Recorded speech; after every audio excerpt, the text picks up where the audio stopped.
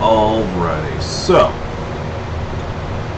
we have. Let me make sure I got everybody's character names on some of them. So this is Devin, Seymour, and Thingboner, correct?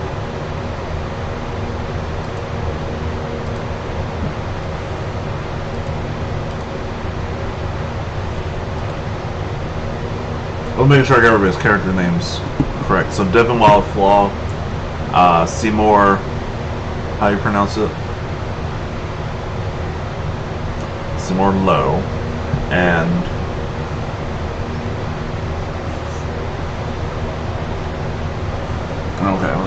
Thingboner.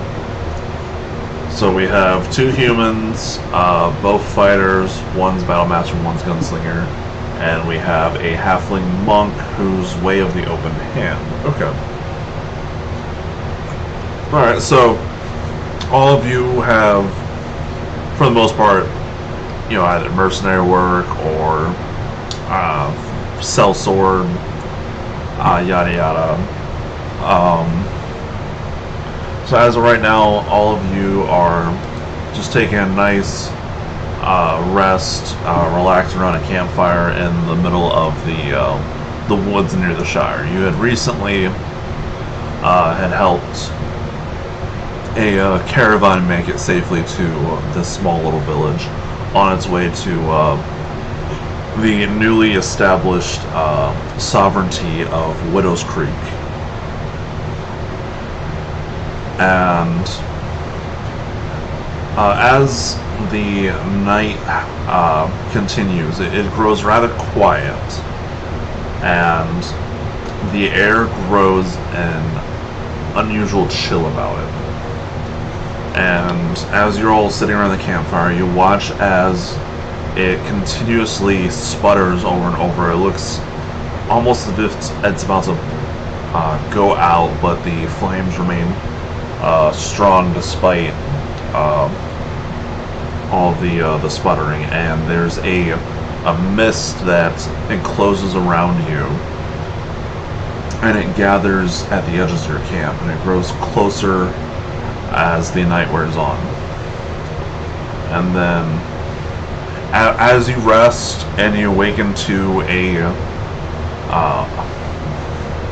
light morning ray, you notice that the fog is still hanging thick in the air, and the trees around you, it looks as if they're turning into gray ghosts. But as soon as you look at the trees, you notice you're not in the same forest anymore.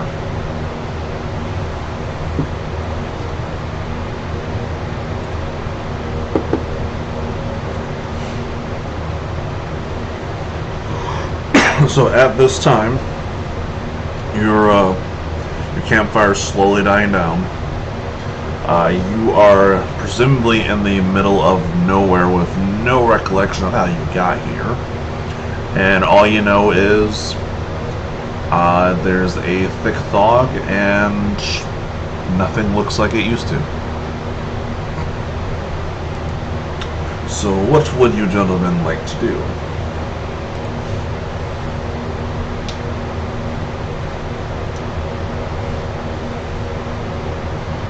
Yes, you currently have your campfire that's dying right now. There's not enough fuel in it to keep it ablaze for long.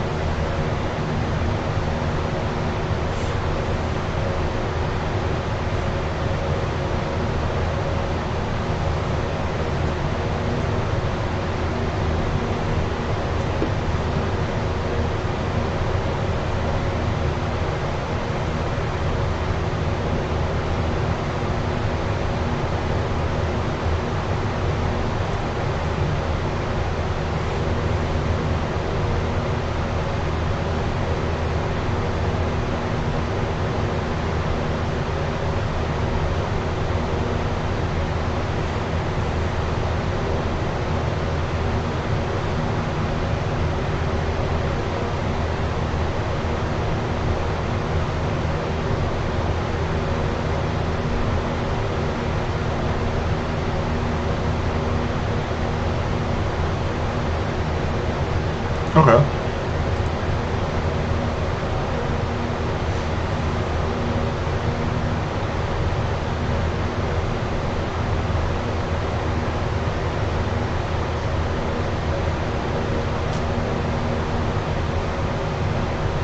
Okay,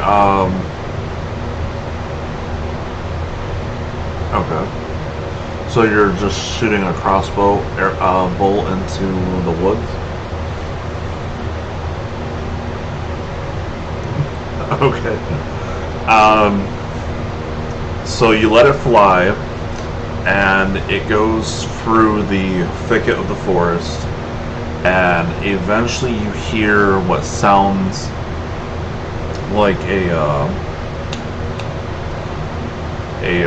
crunch of wood about probably about 100 feet east of you, with the assumption that you probably just shot into a tree.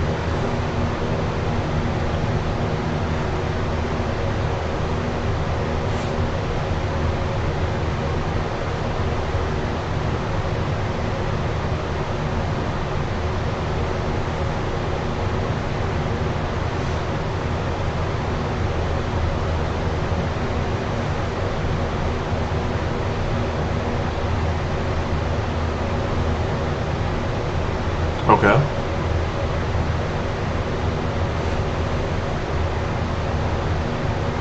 Yeah, as long as he can find these bolts, he should be able to recollect them, presuming they don't break.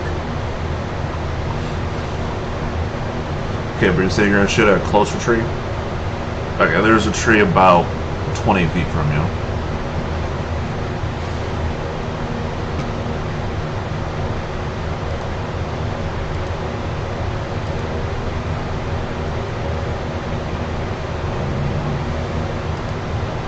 Alrighty. As you let this bolt fly, it goes straight into the tree, and the impact of the blow causes the trunk to cave in on itself. This tree appears to have been dead a long time.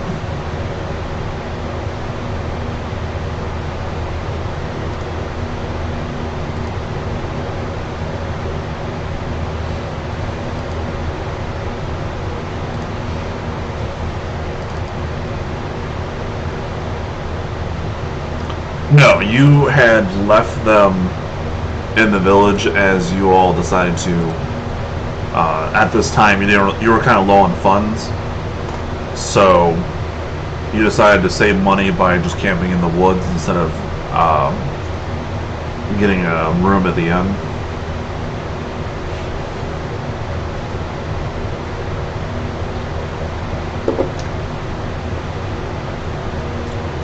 Still doesn't want to load properly.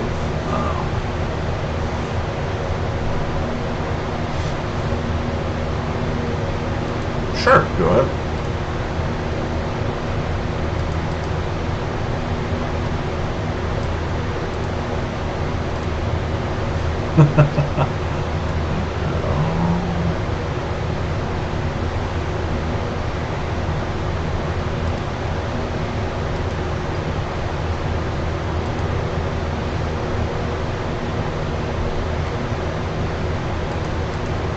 Yeah, if you assisting, they'd be with advantage.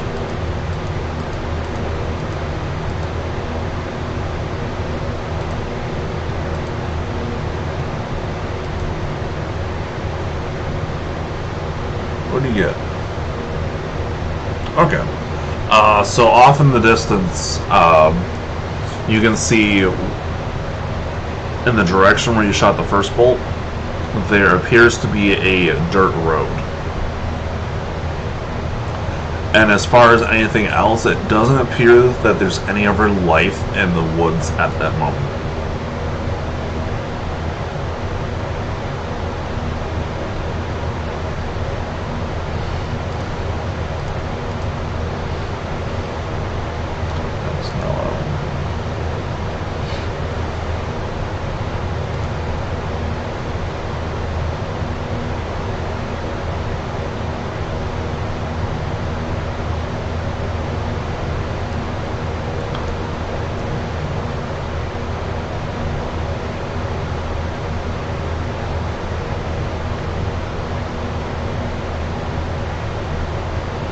Trying to get you guys some little figures real quick.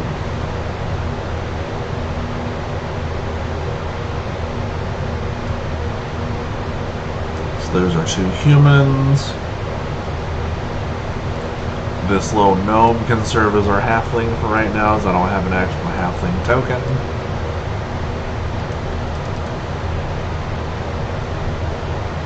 Okay, let me give you guys player control. So terrible about this.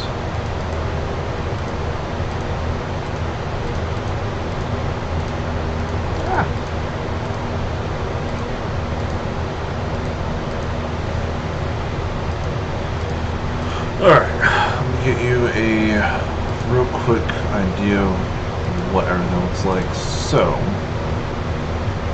if the direction you're currently facing right now, about here is where the dirt road is.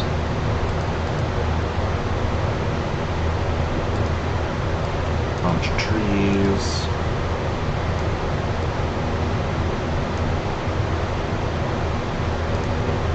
Alright. So, did you guys say you were heading towards the road?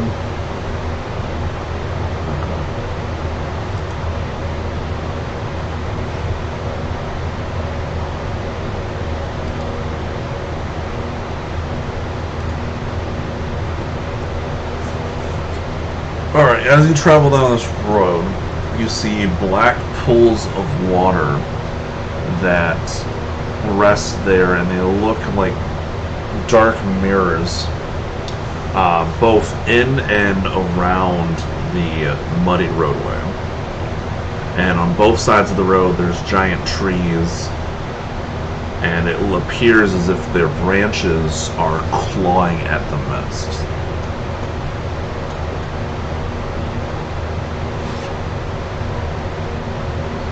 Alright.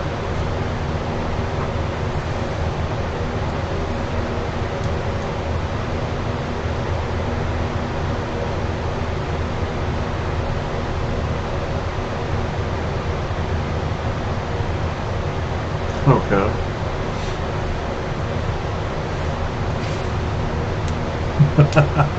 Yeah, you see yourself in the reflection.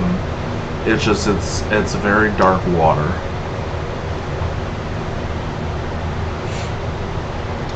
And I'm assuming you guys continue in the direction of the road. Okay, so it's about 5 hours before you reach this town. Actually, I take that. It's not a town. You reach these tall standing gates, and as you approach them, the fog spills out of the forest, appearing as if they're swallowing up the road behind you.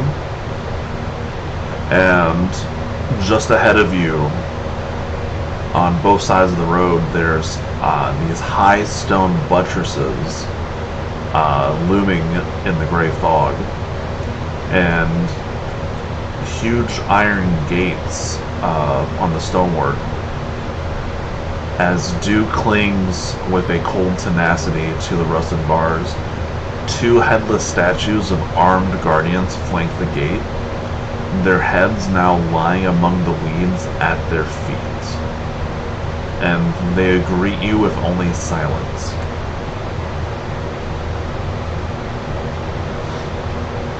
And as you approach the gates, they begin to swing open, and you hear this ear-piercing screech as the hinges move.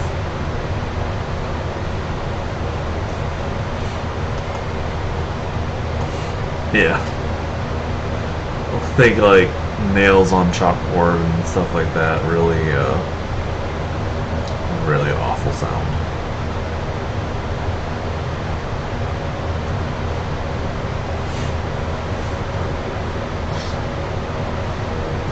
And then as you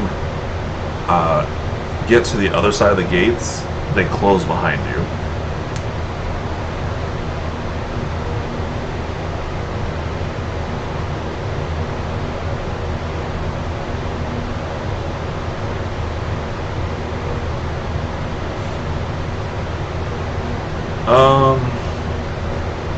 what's everybody's passive perception?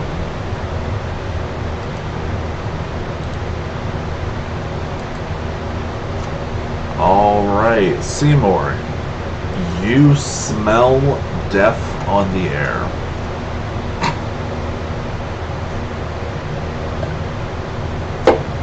Do you wish to follow the scent?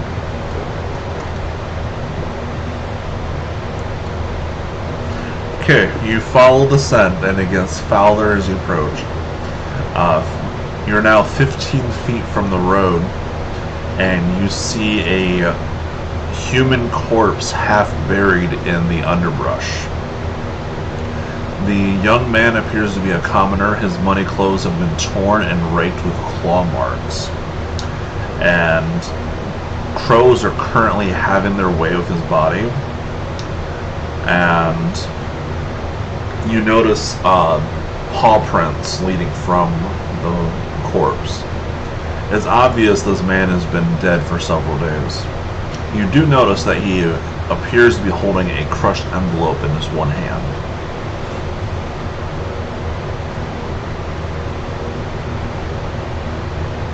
Okay.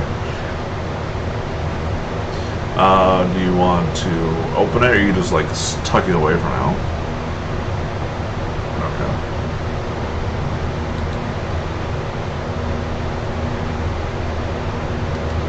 Alright, so the letter has a large B, the letter B in its wax seal, and the parchment is worn and flimsy.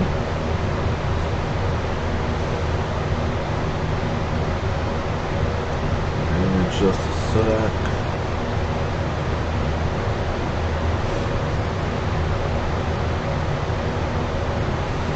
Well, that's kind of hard to read. Alright, I will, real quick, Jeremy, I will give it to you to read it, if you choose to.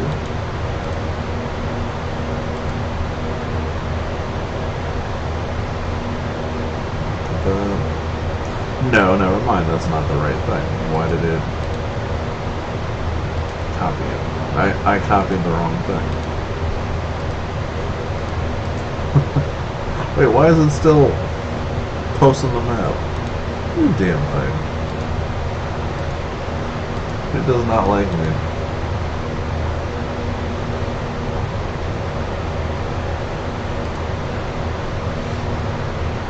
Here, we'll just...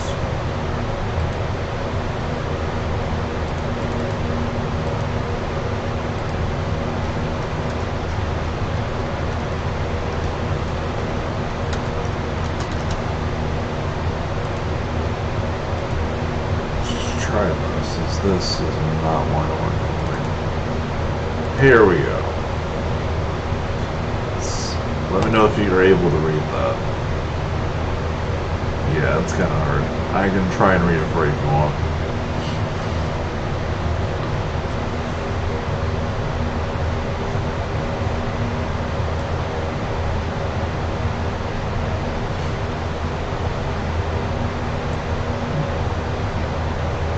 You want to read this aloud to everybody, or should I read it? Okay, so... Hail ye of might and valor. I, the Burgomaster of Barovia, send you honor with despair. My adopted daughter, the fair... Oh yeah, this is awful. Let me...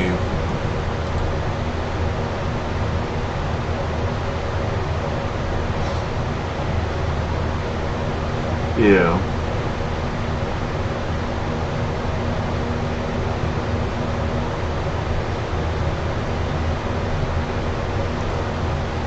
Yeah, I wish I could read that a little bit better. I really should have blown this up more.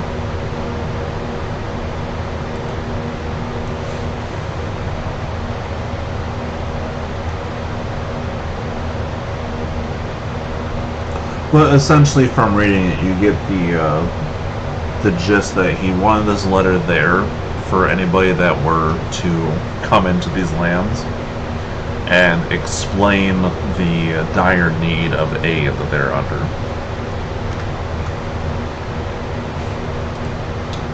And at some point, I'll read that and get it all typed up so I can, post it for you guys, and you'll know exactly what it said.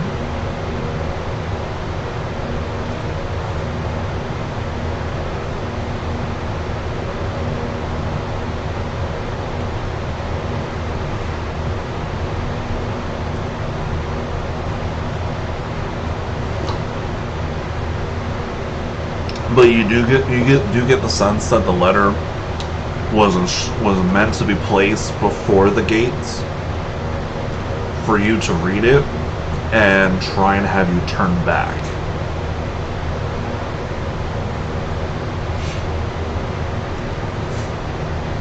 So, it's towering.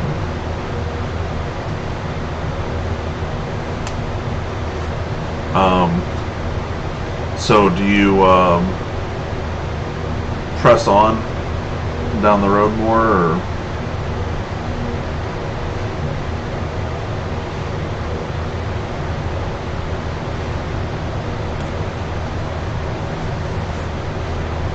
Alright.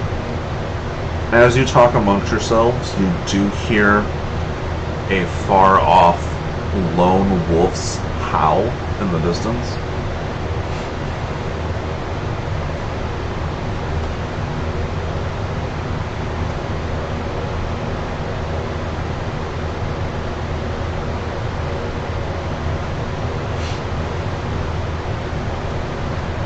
Okay.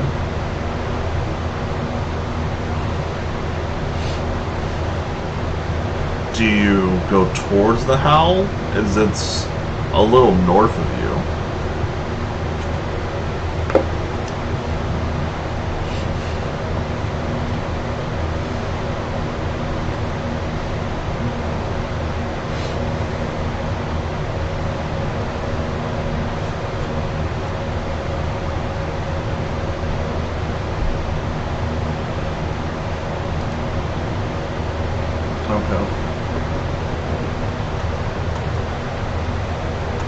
I really wish this daggone map would just load in Roll20. I don't know why it's being a pain.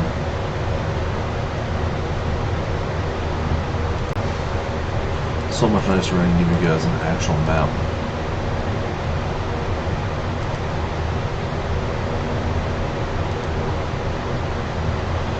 Alright, yeah, where am I later? Alright, sorry about that. So as we continue on the road, you no longer hear the howl of the wolf.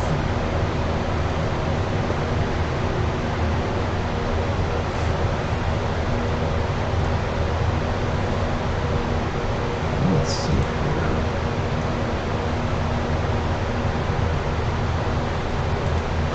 And as you continue down, you approach a river that flows as clear as a blue winter sky.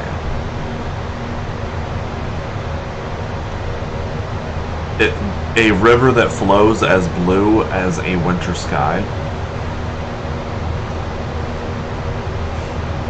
And from the looks of it, you guess that the river is 50 feet wide.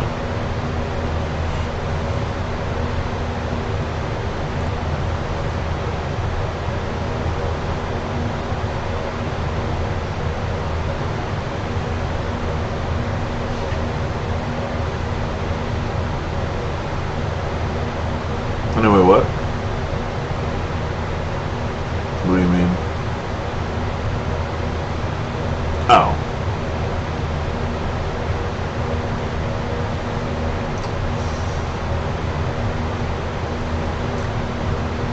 To your best guess, it could be anywhere from 5 to 10 feet deep.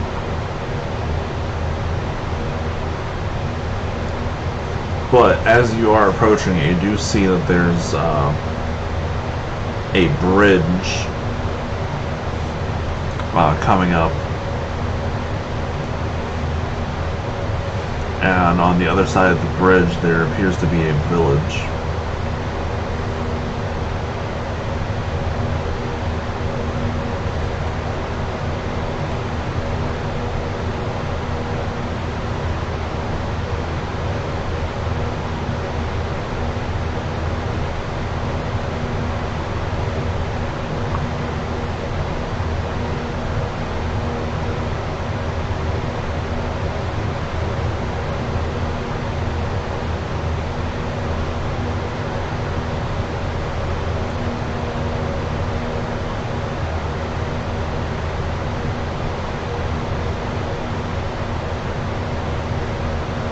Okay, so you said you guys are crossing the bridge, right? Okay.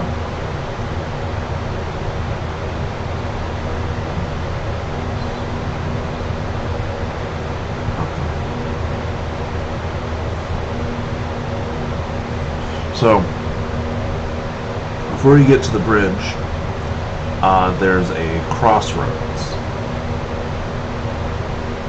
And there's an old wooden gallows that creaks in the chill wind that blows down from the high ground. Right now you're in a valley. I forgot to mention that, my apologies. And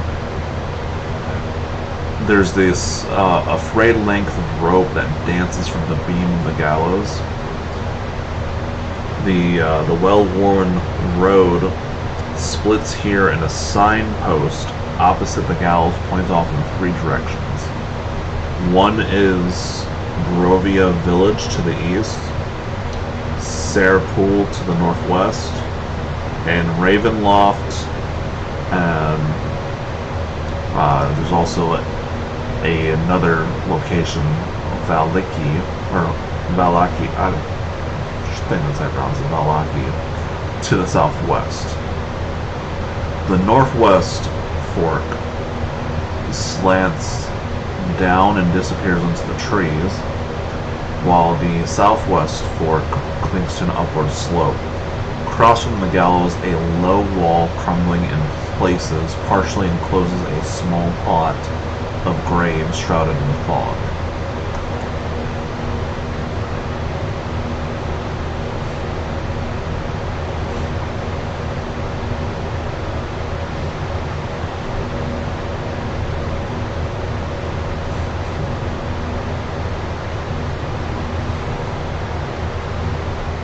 What's up to you guys where you want to go?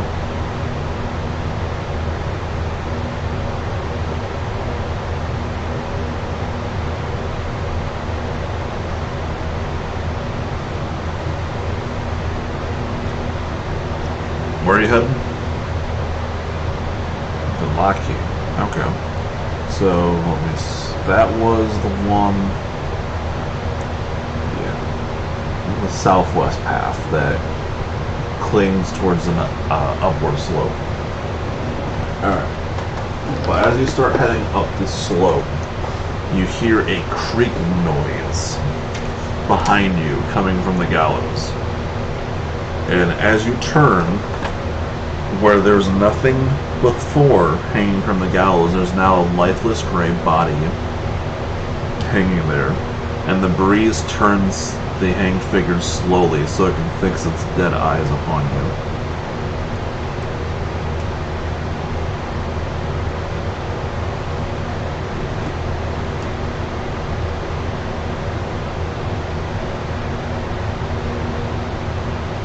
So you're headed towards Ravenloft and Valaki.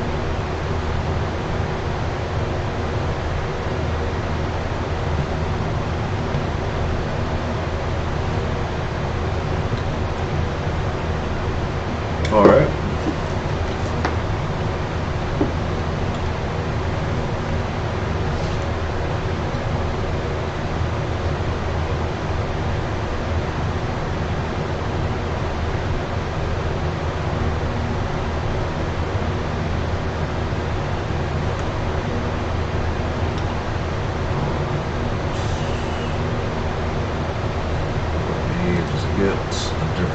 grab it here real quick.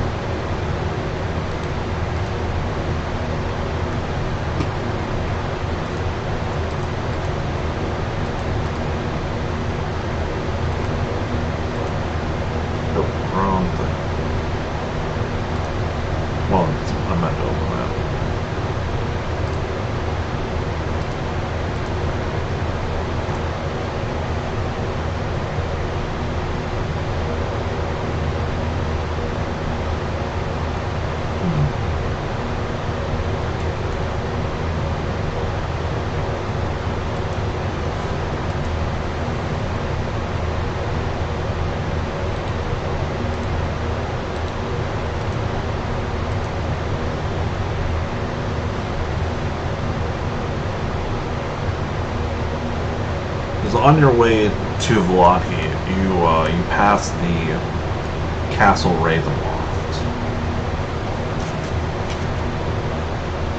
and yeah, okay. So I was right in the pronunciation. Vallaki.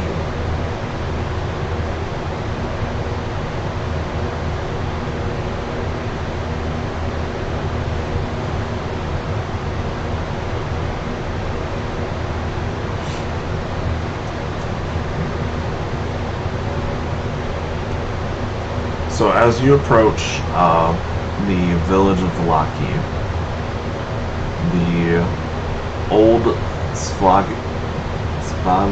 road that you're on, it meanders into a valley watched over by dark brooding mountains to the north and south.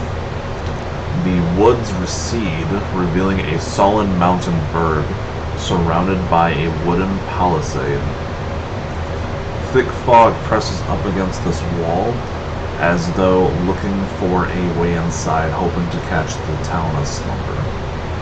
The dirt road ends at a set of sturdy iron gates with a pair of shadowy figures standing behind them. Planted in the ground and flanking the road outside the gates are a half-dozen pikes with wolves' heads impaled on them. And the wall that encloses the town is 15 feet high.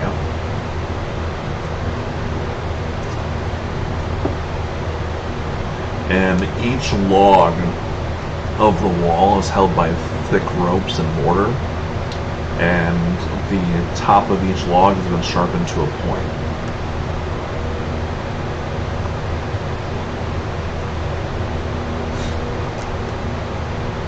And you approach the western gate.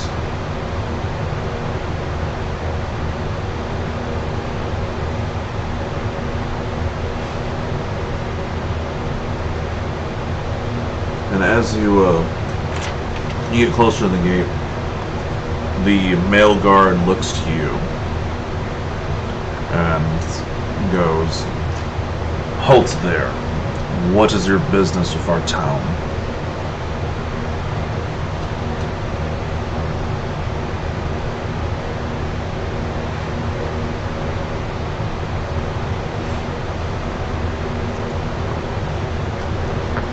You can see you're not natives of Barovia.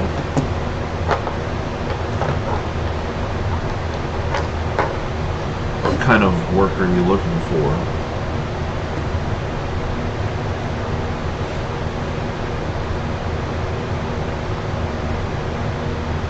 Ah, so you're sellswords.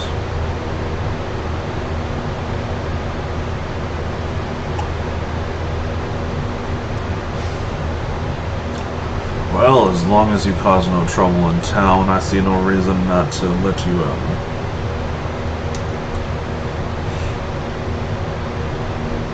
If you need a place to stay, the inn is in the center of town.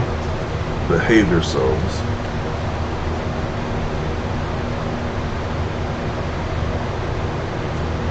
And then you notice as he motions for one of the guards on the inside of the wall to open the gates, and they let you in.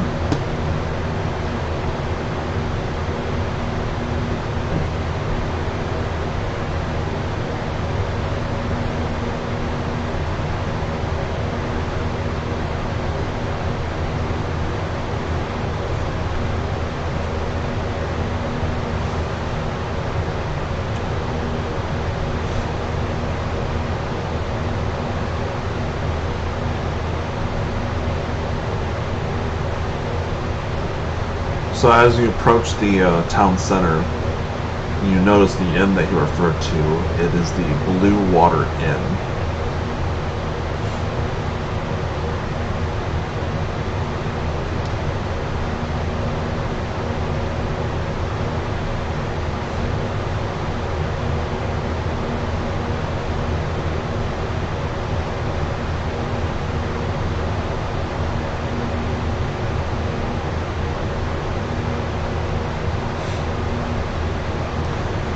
You do also notice that there are all along the roof of the inn. There's a bunch of ravens.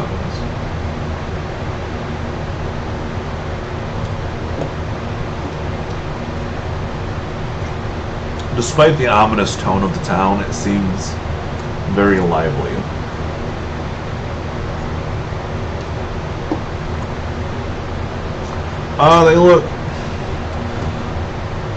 They look like they've had a few hardships. Other than that, for the most part, it doesn't seem like they have too many homeless or beggars and everything. It's just everybody, does everything they can to help each other.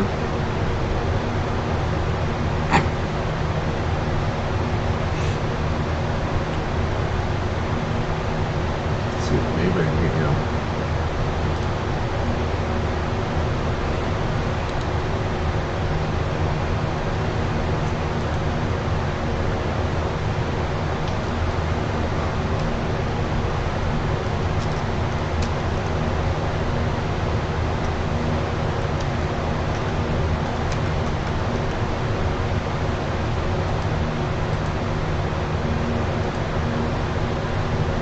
Try and get you guys some maps. But what do you guys wish to do?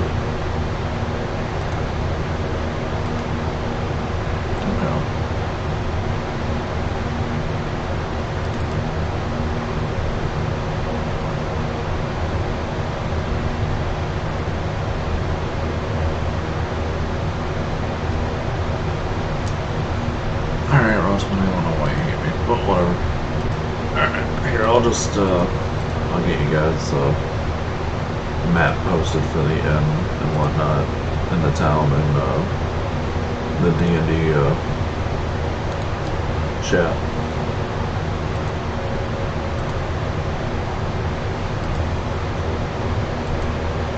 So that way you guys can have at least some semblance of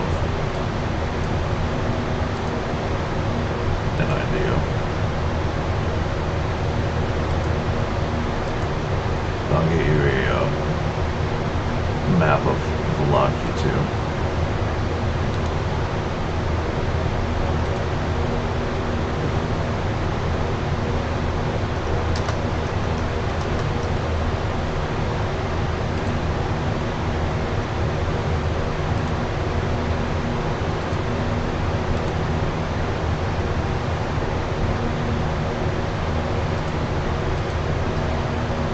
There you go, that might help you guys a little bit better.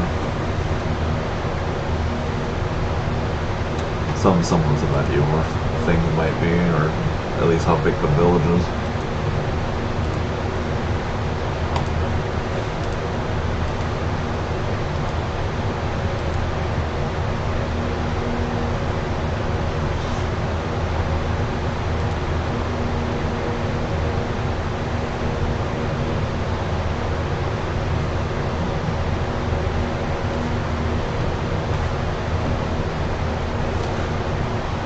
Barovia is basically like Romania, so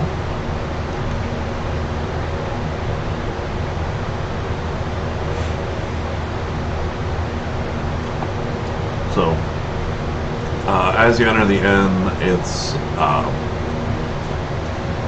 still early in the day. It's like midday, but it's still heavily populated. There's tons of individuals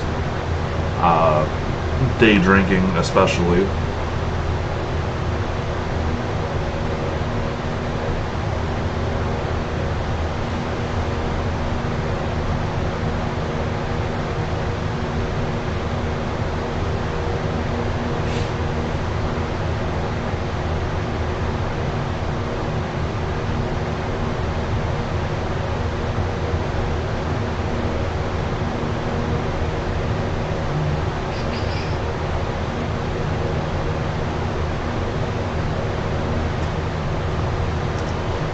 And are you all looking for like a table to sit at, or are you just gonna sit like at the bar?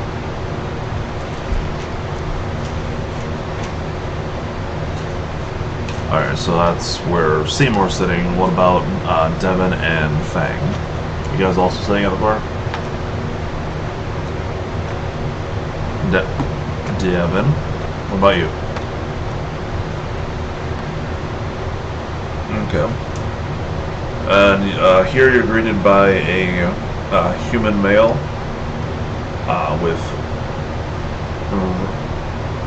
hair as dark as a raven's feathers, and it's clearly obvious that he's at either the barkeep or someone affiliated with the bar in the general sense. He looks to all of you and he says, "Well, good day, gentlemen. How can I assist you? How can I fetch you any ale, perhaps?"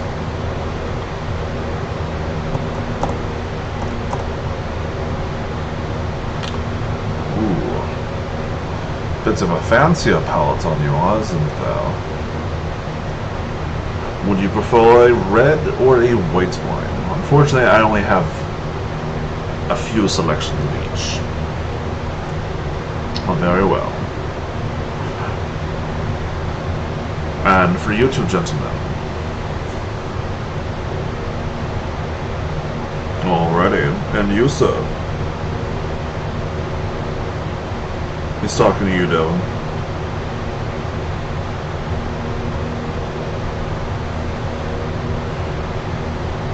He asked you what do you like to drink. Very well, very well. A few moments go by, he comes back. Here is your whiskey, sir. Your red wine and your water. My name is Irwin. Let me know if there's anything else I can get you.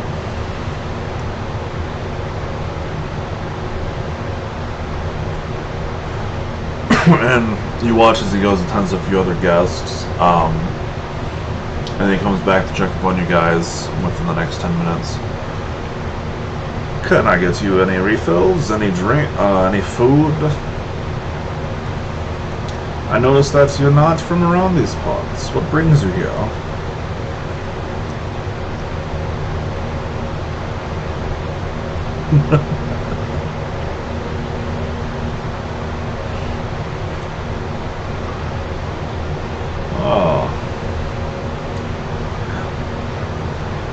Were you perhaps the unfortunate souls that have found themselves all of a sudden amidst our realm?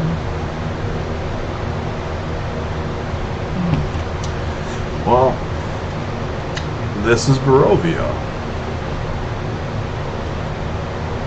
It's quite a unique land. It tends to attract adventurers and other unique individuals.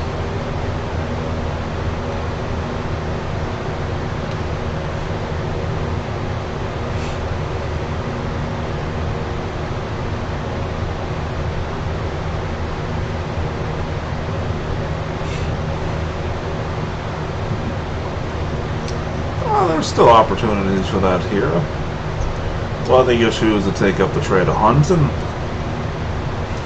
or you could take up a trade of hunting. We've got a couple wolf hunters in our midst. Perhaps you might like to go after some werewolves.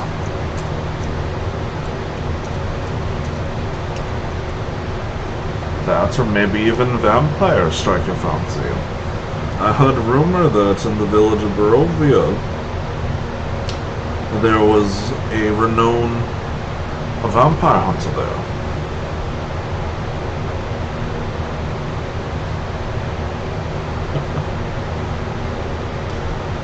Well, good luck with that. Honestly, I can't lead you in the direction of any. It's hard to tell whether the howls are from wolves or from werewolves.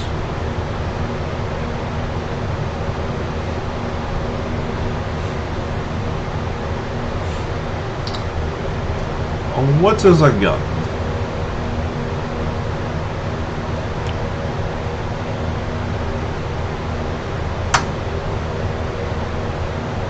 Now,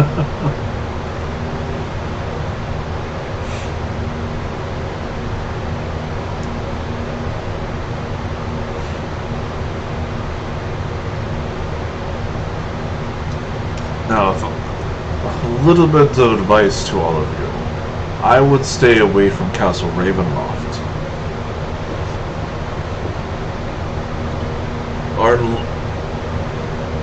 Castle Ravenloft, the home of our Lord Strahd von Zarovich. He's an ill-tempered lord, and that is the nicest way of me describing him.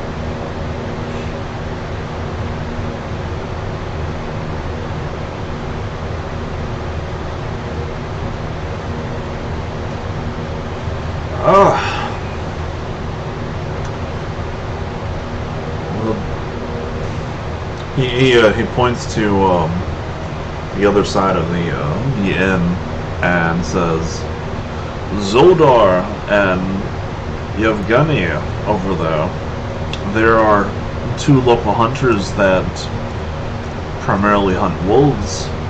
They might be able to help you.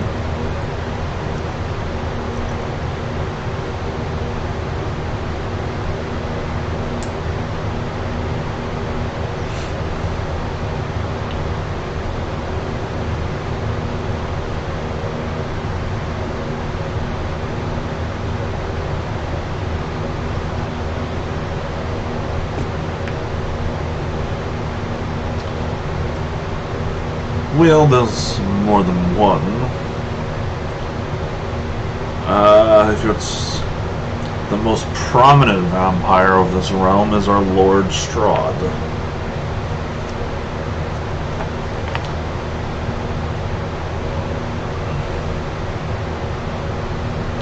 Not much is known about him other than his unquenchable thirst. He's known to go about his way of the village of Barovia and other villages. Thankfully, for the most part, Valaki tends to be undisturbed by our Lord. It appears as if we're just out of his sight.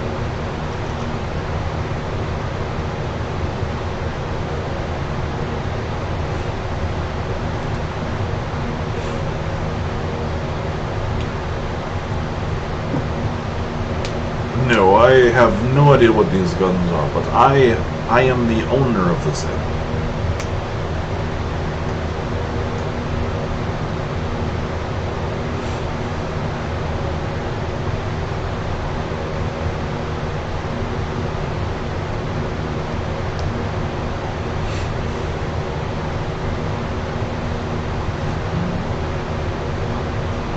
And he looks at you in bewilderment, and I have no idea what that contraption is. He's still not phased. He has no idea what it is. He's looking at you in bewilderment.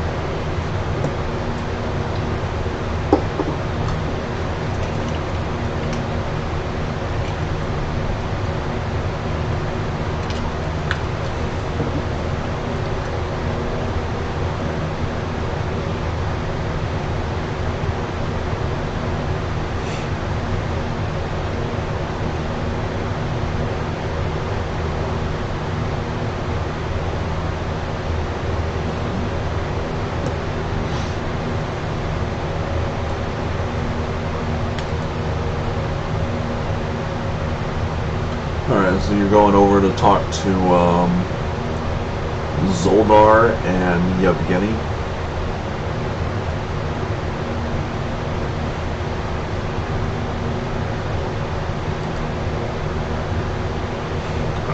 Zoldar is the older of the two. He's balding. He's got a long, shaggy beard. And then Yevgeny, he's got the rougher face, but clearly younger. Both of them wearing furs. And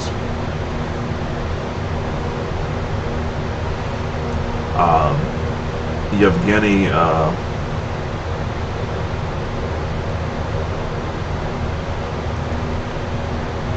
he looks to you and he says, "What brings you to our table?"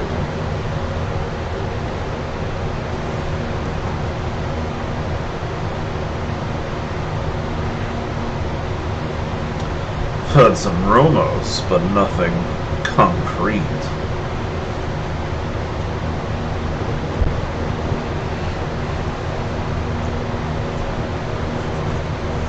Supposedly there is some around Castle Ravenloft.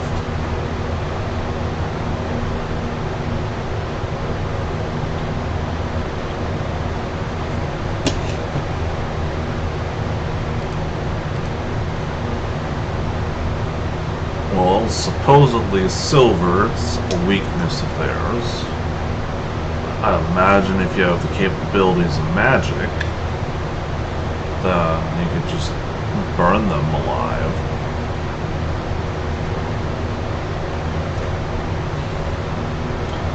I'm assuming anything that cuts and causes them to bleed, as long as you bleed them enough, they'll die regardless.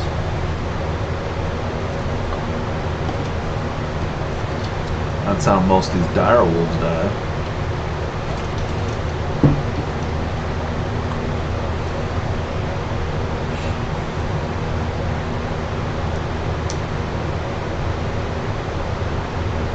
Yeah, you're trying to see if they're silver? No, they're, you don't need to make the check for it. You know they're not silver. They're brass casings. And lead tips.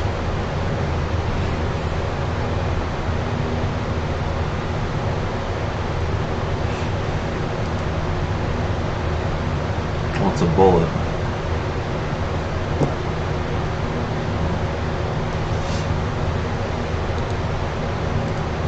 Yeah.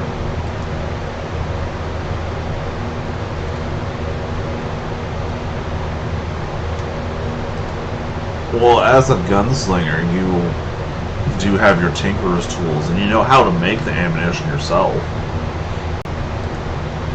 You just need gunpowder.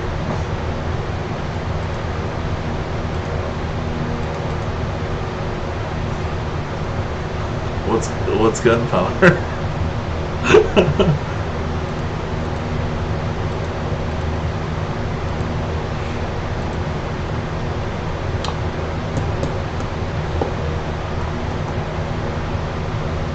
Oh, you're talking about black powder? Yeah, we've got plenty of black powder. We use it for the cannons. Why don't you say so?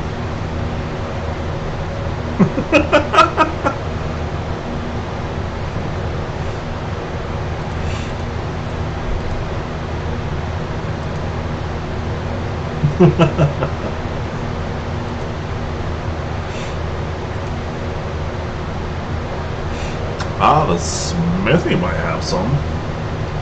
He makes most of the cannonballs.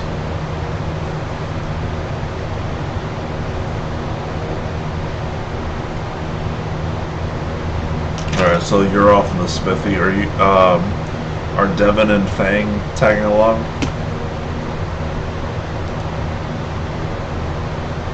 Okay. So it doesn't take you long. They point you in the direction of the smithy and everything, and you go there. It's a small building, and you can already smell the scent of coal burning, and hear the banging of metal. For a moment, the blacksmith doesn't notice you're there.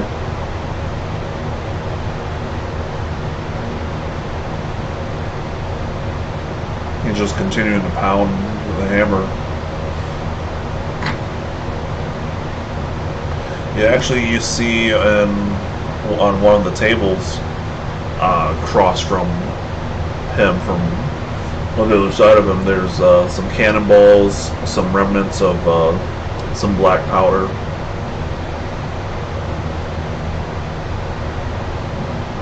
Yeah.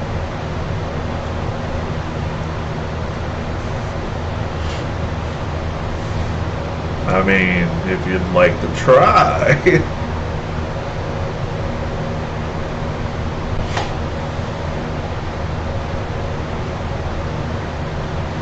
It'd just be a stealth roll.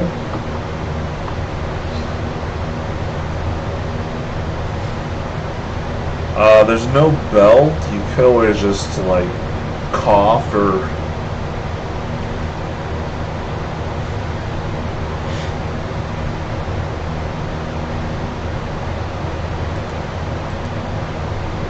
Ah! How long you been there? I just didn't know you were there. Oh, my apologies. What can I assist you with? Gunpowder? Oh, black powder. How much do you need?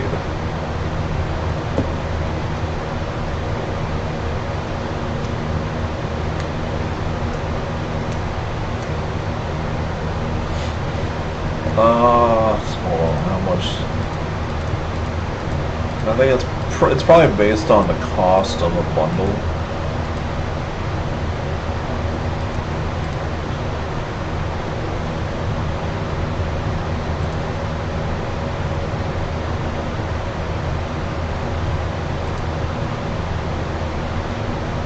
$40 gold for 20, yeah. So, but that's for the bullet, the whole bullet.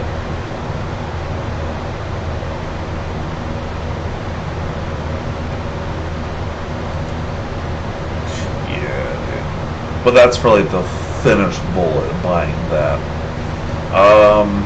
Let's say just in the black powder you're gonna need maybe like 20 gold to make 20, because of making it yourself and everything. But that's just for the powder. That's not, you know, for the casing and everything.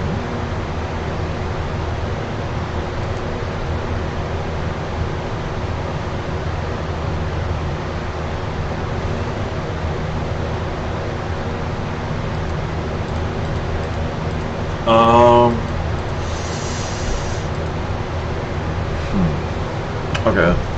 Well, the way I think of these coins is they're all the same size.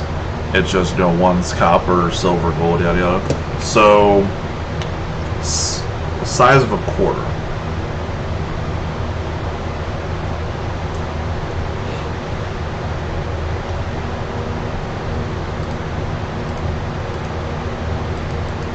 Alright. That's 20 gold.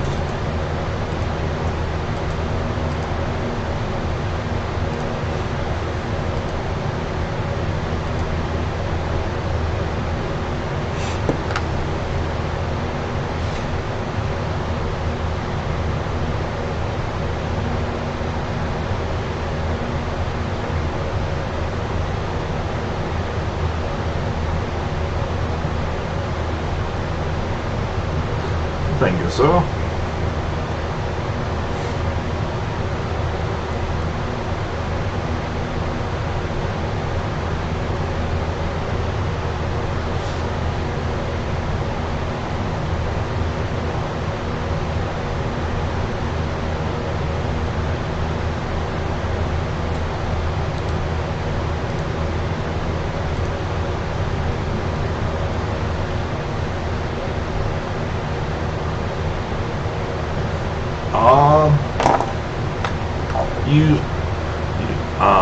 On your way back to the inn, I'm assuming you're heading back in that direction. You do see one of the guards patrolling, and he mentions that typically there's one in the inn, and They do have a small guild hall for, you know, any adventuring type. Sometimes there's postings in there. Not too many people are trying to go out adventuring anymore, since for the most part at night there's all rumors of all sorts of manner of foul creatures hidden in the night, so most people have just kind of given up on that.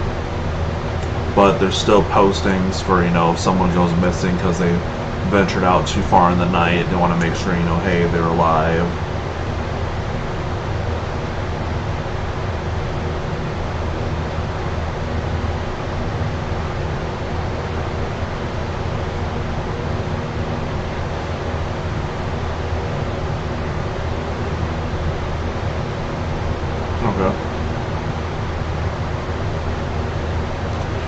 Alright, so as you get there,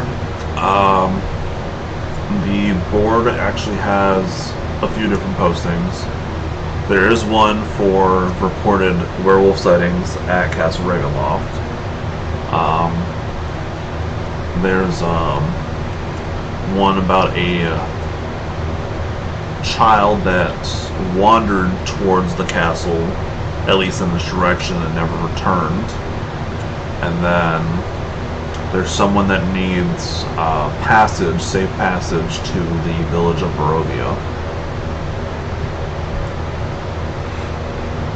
And just as you're looking at them, there is a cloaked man.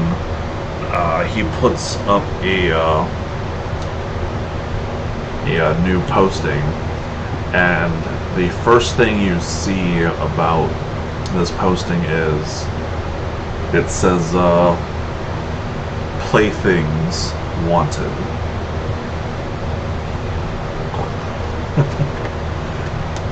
And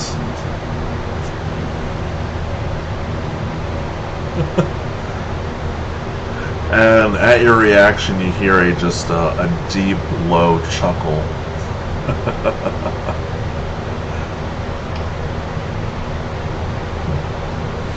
So what say you? You care to be a plaything?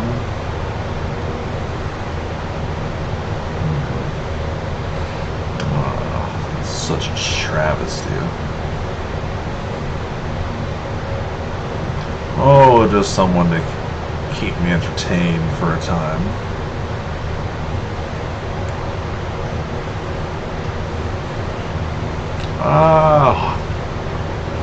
Someone too, at the very least, gets my blood boiling.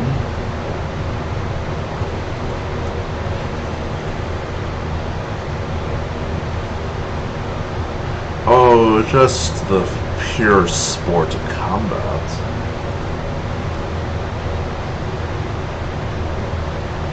You could say so.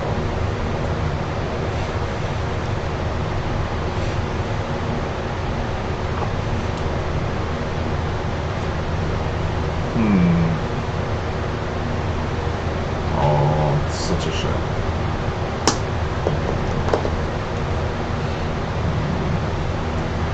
Yeah, it's a shame, but I don't think you really have much of a choice since you've come to my lands.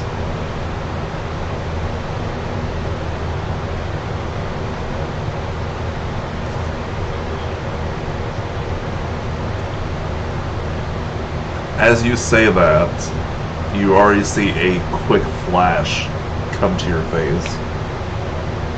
Roll initiative, gentlemen.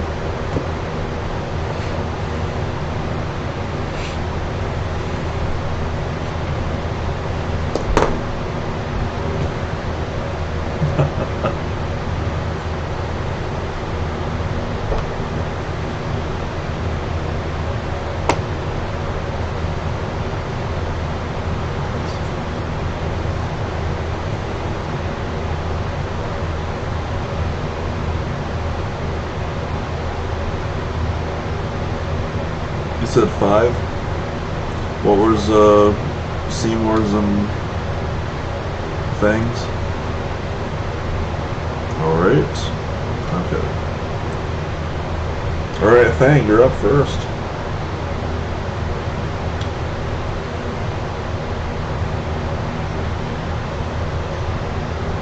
Okay.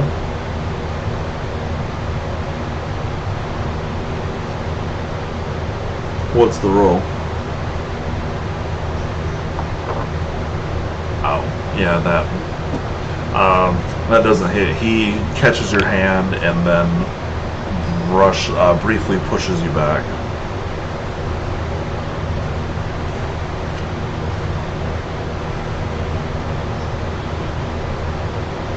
And this time, with your second lunge at him, he grabs your other hand. Oh, such a pitiful scene, hero. And then flings you over his shoulder. You don't take any damage, he just, for the theatrics of it, he flings you across the room. Alright, Seymour, you're up.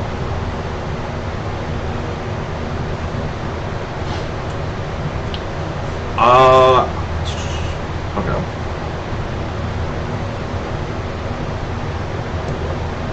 He has a sword on his hip, but he hasn't drawn it.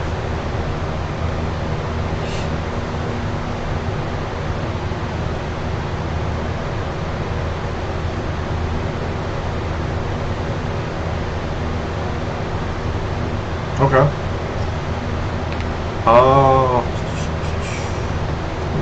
Let me see here real quick.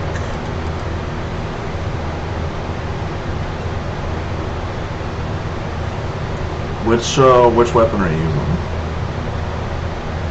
Okay. Yeah, okay. Yep.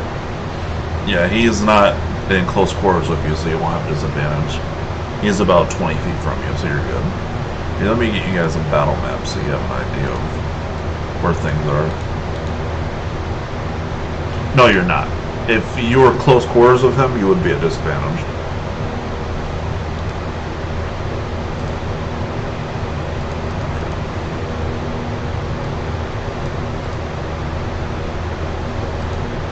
Total?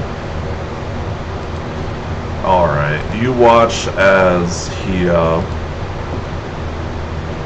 doesn't even dodge the bullet, he just grabs it out of the air and flings it to the ground.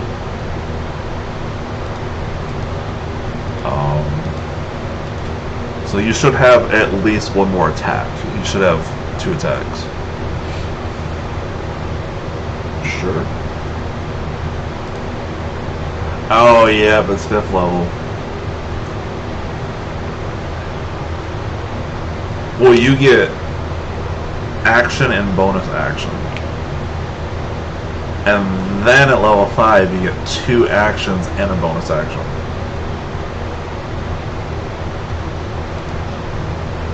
Yeah, for your strikes.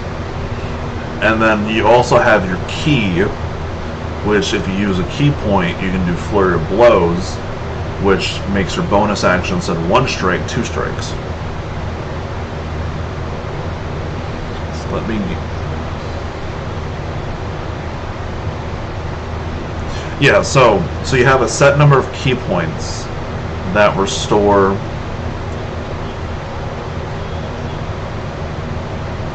Yeah.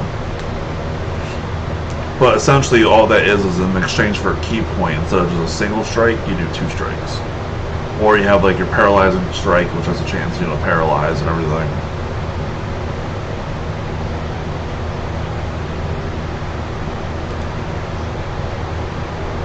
Yeah, but it's you're only able to use it once a turn, and you gotta use a key point to do it. I'm trying to get you up. Good. We'll have this be your enemy. Alright, so you guys should still have control, I believe. Yeah. I don't know if you guys want to put your names in there. I'm going to assume... Okay. Let's see. Let me zoom back in. Yeah, little gnome dude, Fang, got from like over here. And unfortunately, Seymour, yeah, he grabbed your bullet and everything.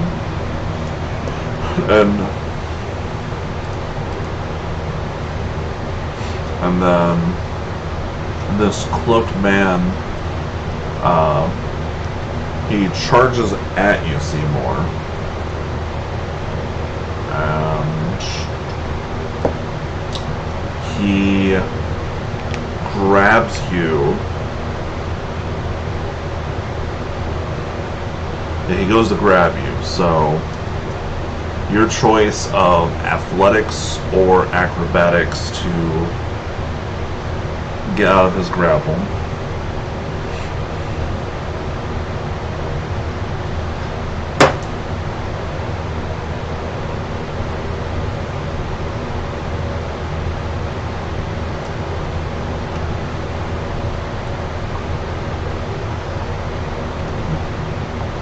Yeah, you escape out of his grapple, and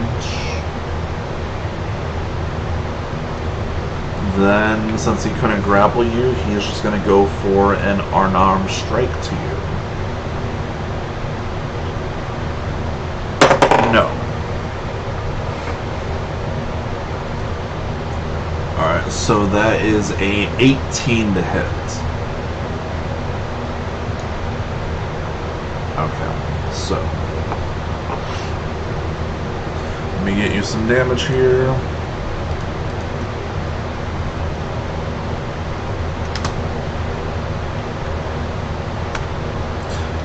So that's 10 points, and that's 10 points of slashing as he punches you, and 10 points of necrotic damage. Damn.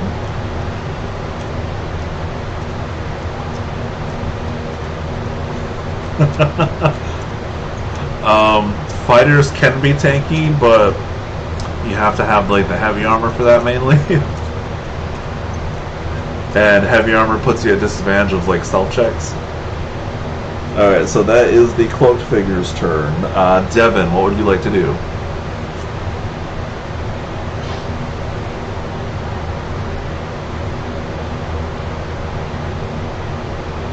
Okay.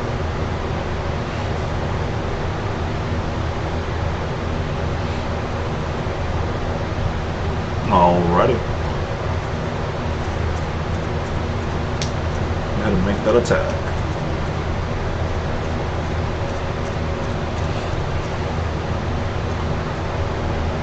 Unfortunately, it does not. It was close though.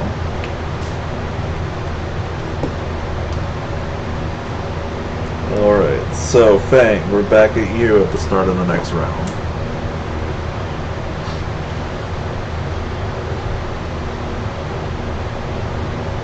Damn, okay. You want to go ahead and roll your bonus one too, and then do damage? Okay, so... Oh, you're fine. I wasn't...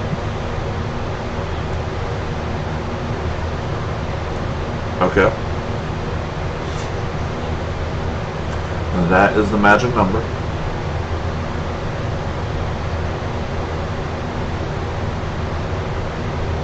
Okay.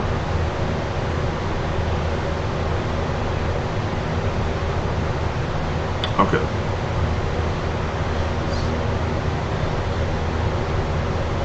Alright. Unfortunately, you notice as you're hitting him, they don't seem to be as effective. He seems to be resisting them. But that does fortunately mean that you still do 12 points of damage.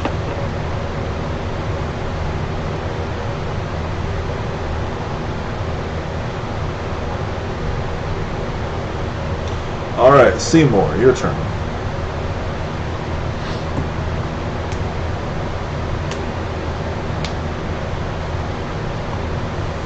Since he was engaged with you, he would get an attack of opportunity if you back up.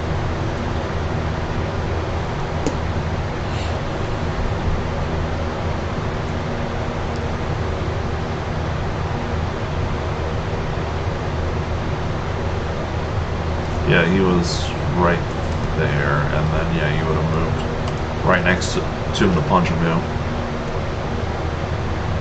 Oh, wait, hold on.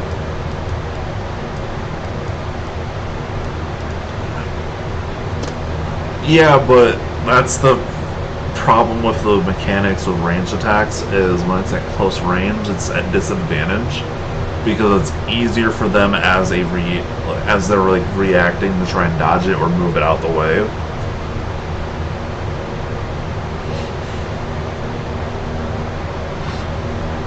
Okay, so with disadvantage. Then again, don't you have a grit that gives you advantage too? I don't remember if you have a grit for that. It gives you advantage.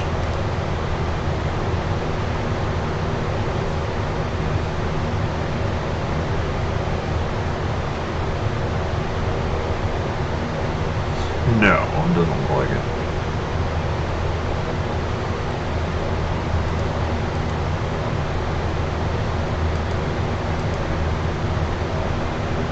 Alright, that hits.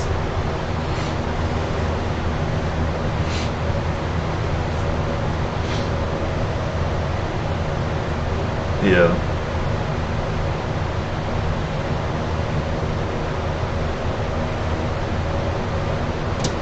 Okay. Do you want to use your grit for the what was it? Okay. Oh yeah, because he's not wielding his weapons, so that'd be kind of pointless for disarming. But you said what was the damage? Alright, you notice as your bullet penetrates the skin, it doesn't appear to be as effective. So that would be 5 points of damage to him. Alright, now it is the Cloaked Man's turn. Since it's kind of got two people near him, huh?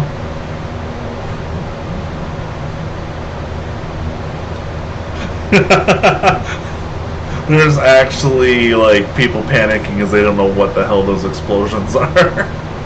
You hear panic in the surrounding area. So briefly, this man turns to you, Fang, turns around and faces you, and kind of has a sly grin on his face. Oh, I've never tasted halfling before. And he goes to throw a punch at you.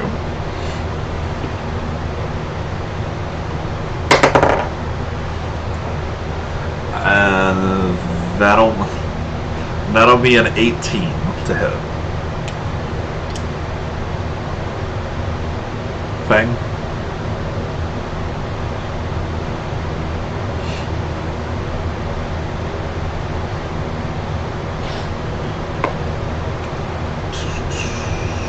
I think. Let me double check. I wish I still had the campaign tab on. Page underneath that. Let me double check. It's kind of sad. It's like I sort of know it off the top of my head, but I can't think of it because. Okay, bonus action. You can spend 1 key point to take the dodge action as bonus action on your turn. No, that has to be on your turn.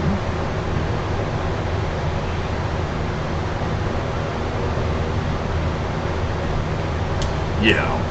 So essentially, what that will do, so allowing you to take the dodge action, it makes it harder for enemies to hit you, so they'd have disadvantage on you.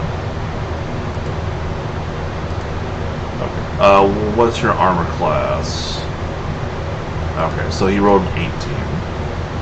So he is going to, instead of going for the damage of the strike, he is going to actually grapple you. He's going to try and grapple you. You can try and escape it. I'm assuming you're going to want to use acrobatics.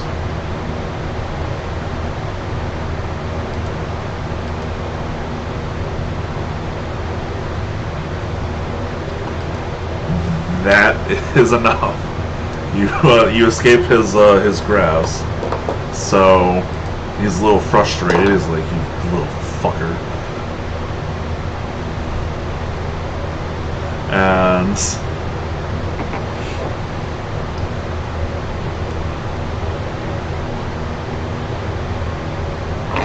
Alright.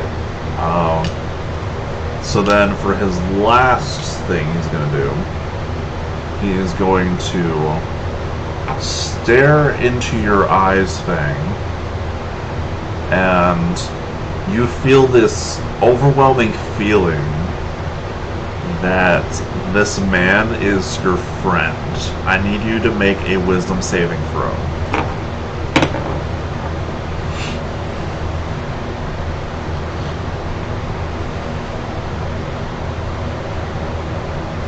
Oh, okay. You feel like this man is your friend, and you're more likely to listen to him.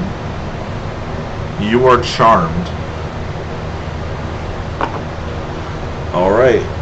Devin, what would you like to do? Alright, go ahead.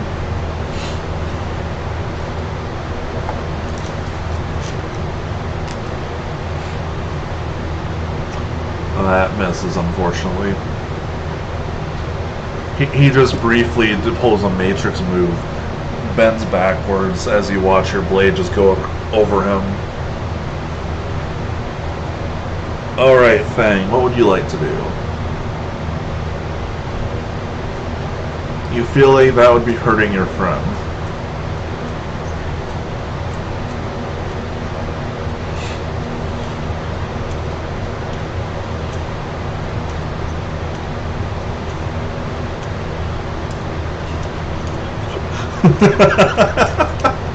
That's the conundrum, ain't it?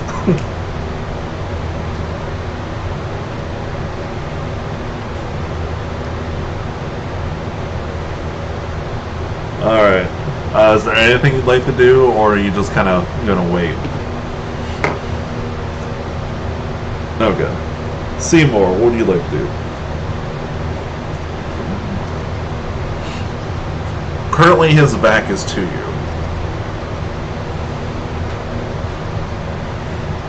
Yes, technically he's not engaged with you anymore at the moment.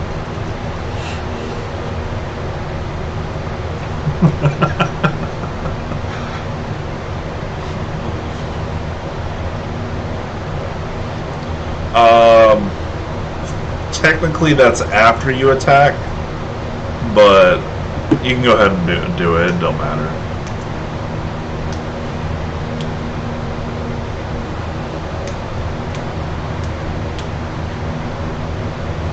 It's who are you shooting?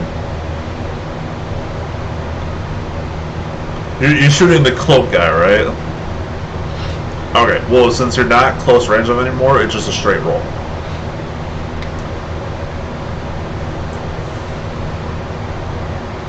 Alright. That'll hit. That'll hit. His magic number is a 16.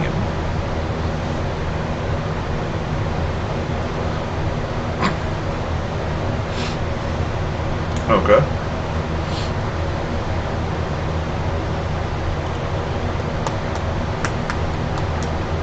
Okay. Alright. Well, then once again you notice that it's not as effective as you would have thought it would be. It's getting kind of irritating because you so far have shot 4 bullets into this dude, and most people would be, you know, showing some kind of reaction to it. You just kind of like, oh, you shot me, cool. Alright, now the cloaked man's turn. He's gonna look to you, Fang, and he says to you in his deep voice, why don't you give me that taste of you? And you, knowing that this is one of your very best friends, you expose your neck to him as he goes to bite you. And since you're technically willing, he's able to just do it.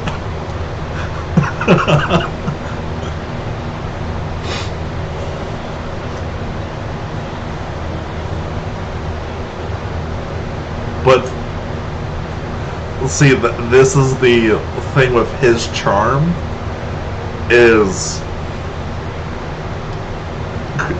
so this does count as an attack, so it's not that it wears off, it's just anytime that he or any of his allies do anything harmful to you, you can repeat the saving throw, and if you succeed, you end the effect. So his charm is different, but yeah, basically you're willing to let him bite into you, so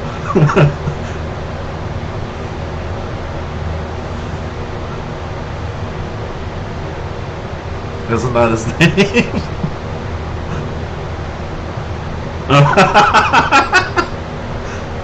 Alright, I'll get you this damage real quick. But since you're taking damage, go ahead and make your saving throw. Oh, it doesn't help if I type this. Okay. Oh shit.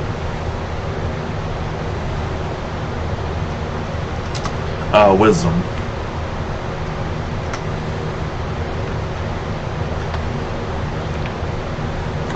Unfortunately, you're still charmed.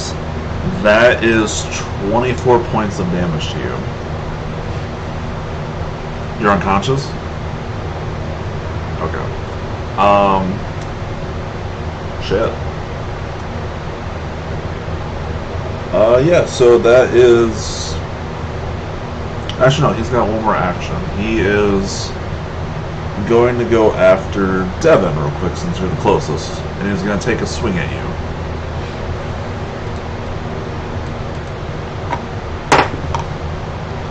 That's going to be a 23. Does that hit? Devin.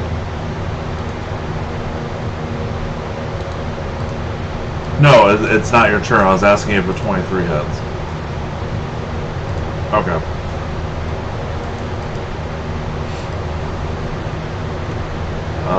Just a sec. Can we get dip?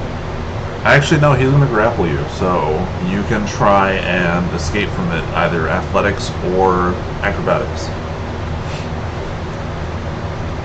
Okay.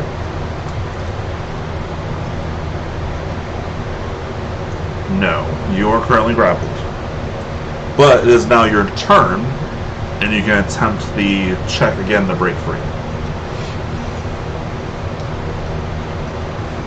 19, you break free. If you'd like to use an action surge, you can, and then you can make an attack.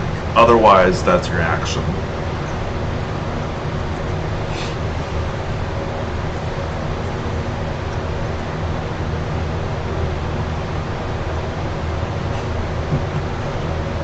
Okay, and then you're going to slash at him?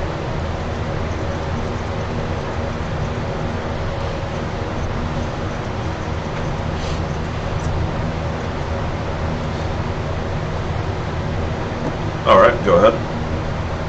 No, it's just 1 point shy. So you go to slash at him, and he pulls a whole dark link and just jumps onto your blade and mocks you.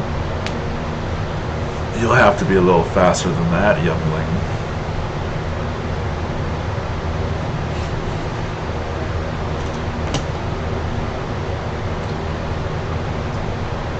Alright, Fang, I need you to make a death saving throw.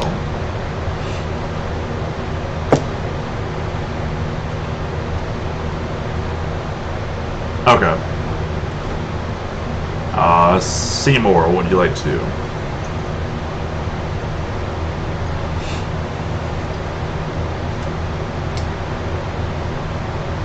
Wood.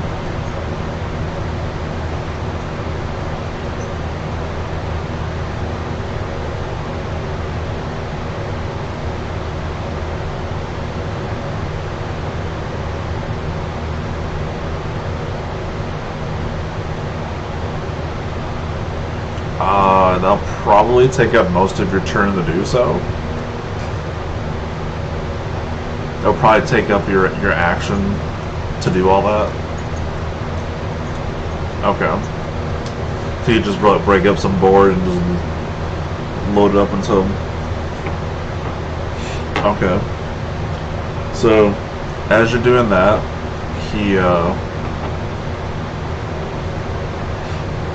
he's going to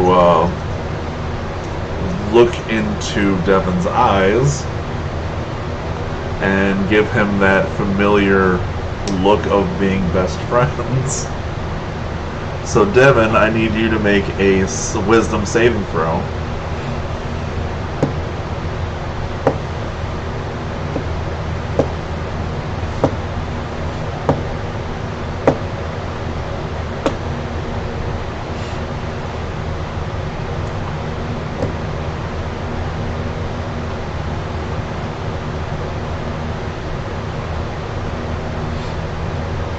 What was it? You are charmed, and you think this man is your best friend. Unfortunately, that halfling wasn't as satisfying as I thought it'd be. I need to quench my thirst. Give me yours.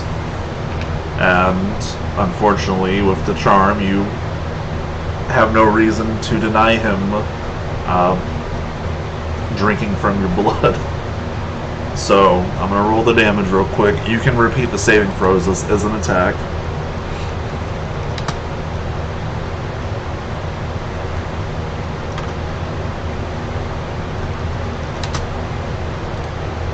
Oh, what did I do? You can repeat the saving throw, because this is technically an attack on you. Okay, unfortunately you're still charmed, and you're going to take 20 points of damage. Are you still conscious? Okay.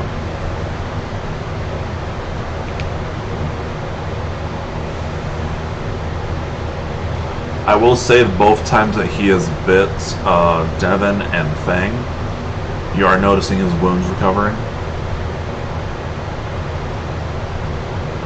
And now it is Devon's turn.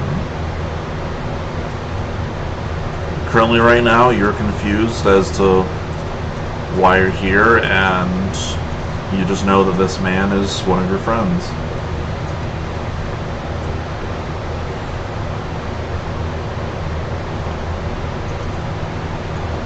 You do also see your friend Devon is Fang is currently on the ground, so if you'd like to go over and help him, you can. Okay. You gonna try and stabilize him? Alright, medicine check.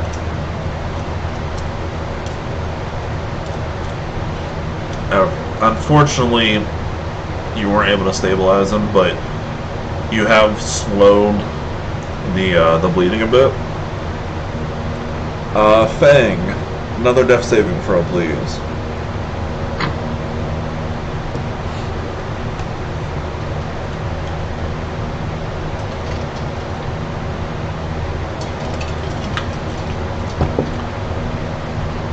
That succeeds.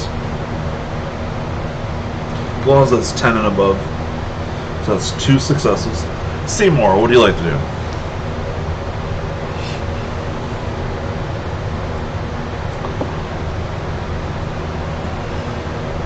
Okay.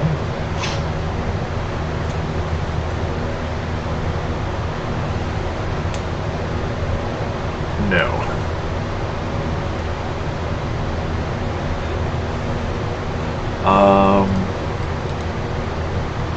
So he's within the 25 feet, so it'll just be a straight roll.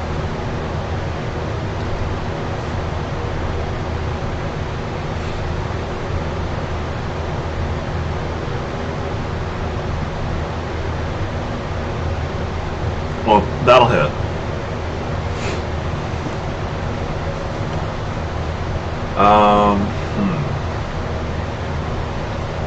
Yeah, but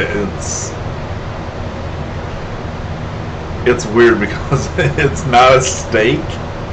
So if you had like a sharpened stake and did this, I can see that. This is just wood that you pulled from the floor.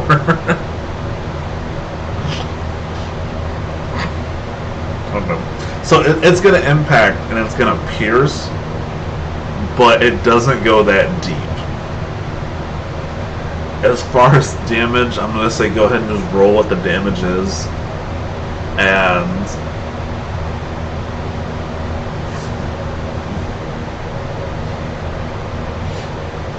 okay. Yeah, that it doesn't seem to have phased him. He's just looking at it like, looks to you, at least you tried. Alright, now it's his turn.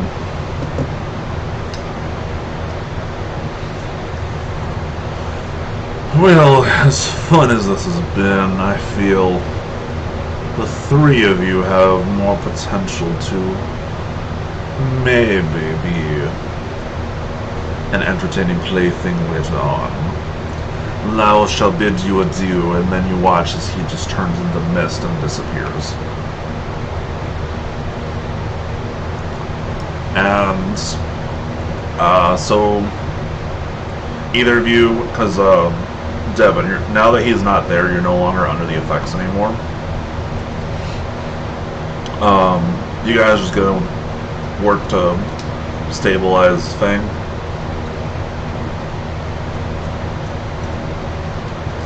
Okay, so no more death saves for Fang. After an hour, your wounds recover enough for you to come back to consciousness. And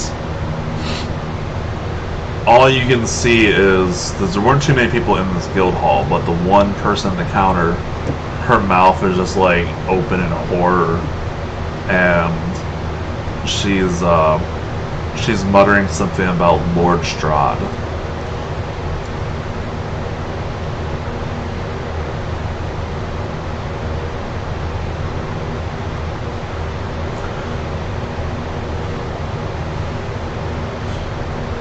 So at least to your best guess, that was Strahd that you just fought.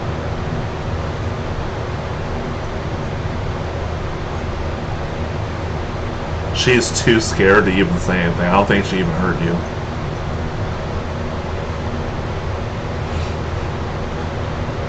I mean, you could probably get her attention by shooting her.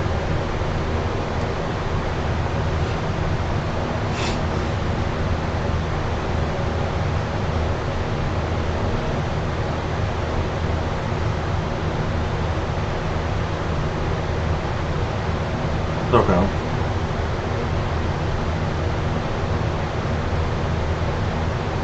Okay. So you shoot, she flinches, and then she's just staring at you like, what the hell's wrong with you?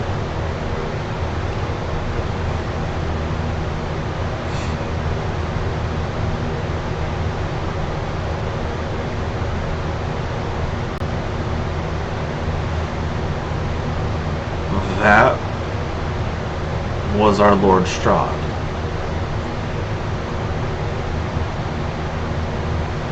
The Lord of these lands.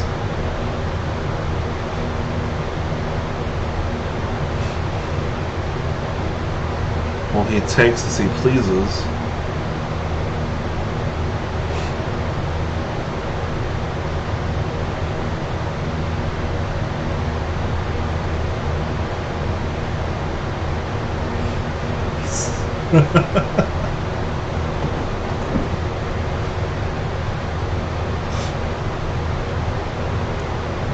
So what do you gentlemen like to do?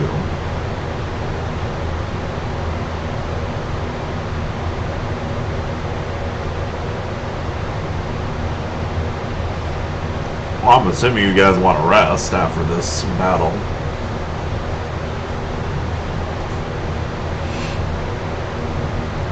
As also, I was gonna mention it now. Let me see. What was the damages at 14 and 11? So, but since you guys are taking a long rest, it negates that. But at the time, after he drank from you two, Fang, your max health got reduced by 14. and Devon's was reduced by 11. But since you guys are having a long rest, that lower hit point max goes away.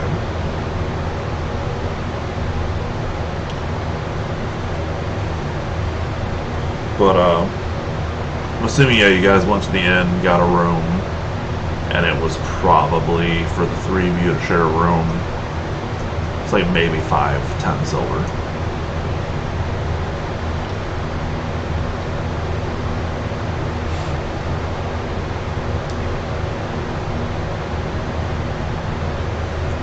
And even though you recovered from this ordeal,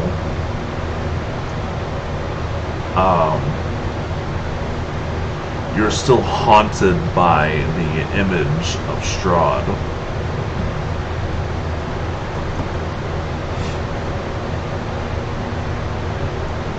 You didn't get bit, but you're still just his fast, his inhuman speed, strength, and just the sheer aura of terror that he releases.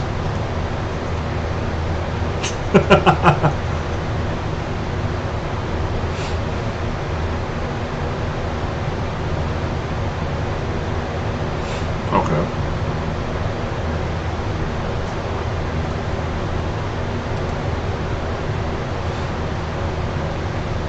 So, now that you guys rested and it's the next day, you notice, even in the daytimes, this is now your second day in Barovia, the sun never fully emits its shine.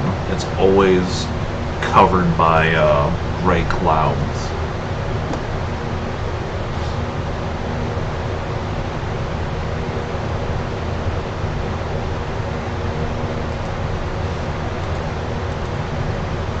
So as far as what to do next, it sounds like you guys want to go hunt werewolves. And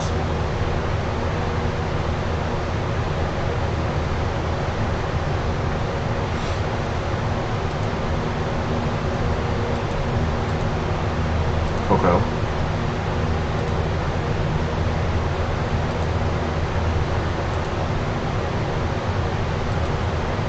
Okay, so you're making basically steak bullets. Okay. Oh, good lord. Okay. Okay. You should be able to with the gunpowder you bought, I'm gonna assume. And then you're supposed to make, for the most part, some checks for, I'm gonna say you're able to make 40 rounds of silver bullets.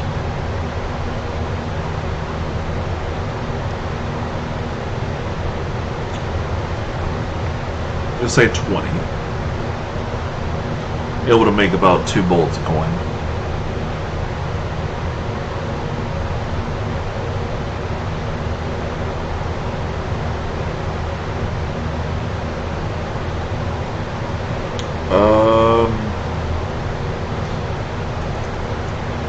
You don't want to take up too much time. I'm gonna say you could probably make about 20.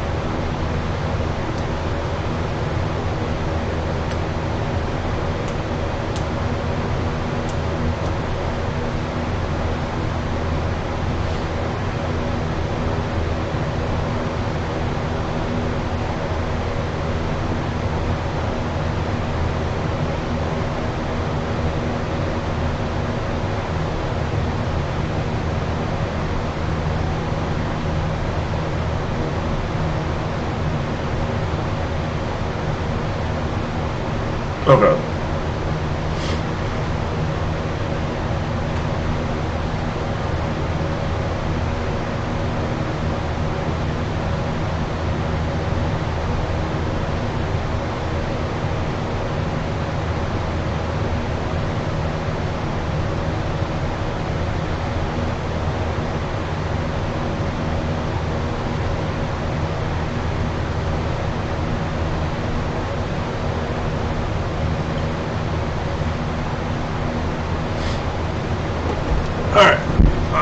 So, what do you guys want to set off to do? It's a bright early day. You got plenty of supposed daylight ahead of you. You've met Strahd. He's kind of an asshole.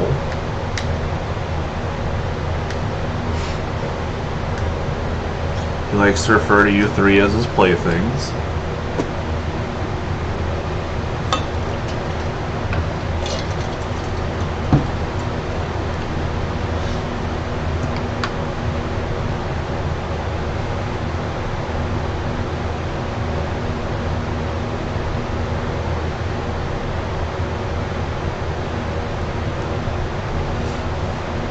Which one? Oh, not the playthings?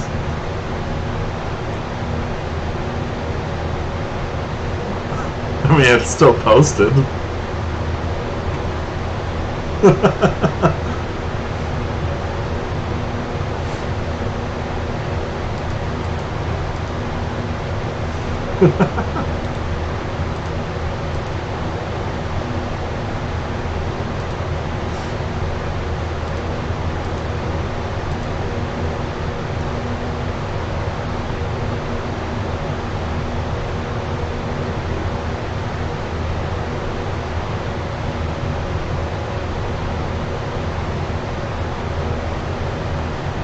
Okay, so as far as the job goes, it just talks of werewolf sightings near Castle Ravenloft, which Castle Ravenloft is Strahd's castle.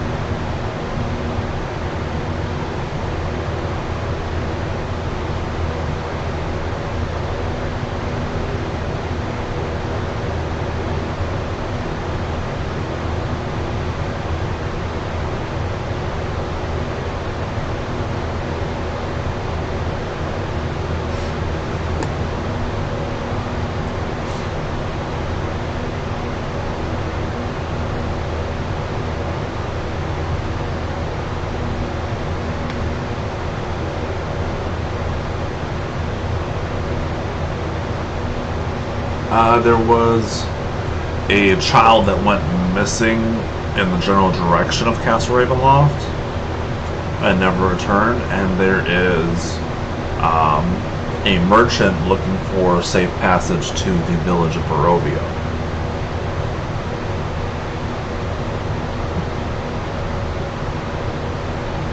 Okay.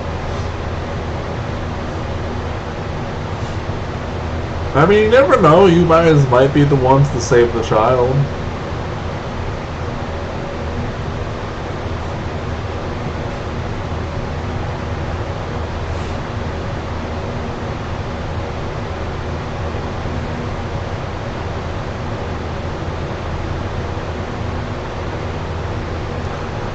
There's a reward for 200 gold offered.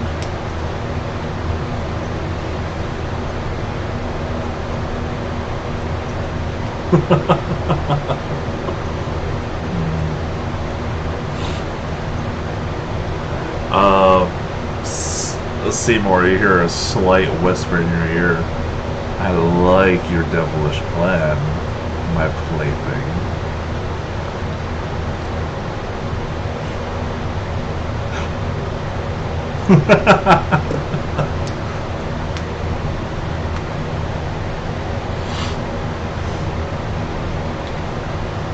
Alright, so what do you guys want to do?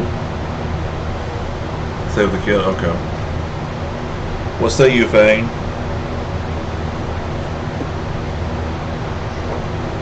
Alright. So y'all are gonna head towards Castle Ravenloft.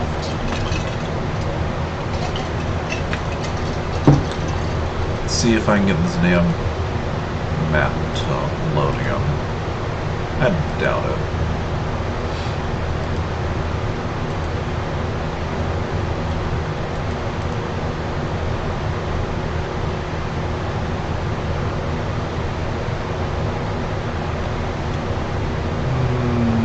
No, we don't want to load. Fuck you anyways. Okay. So.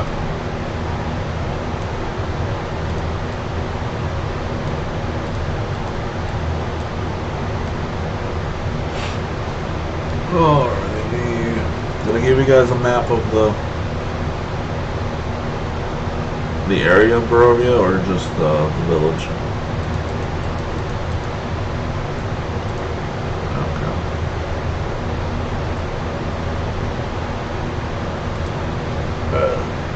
Yeah, let me get that real quick.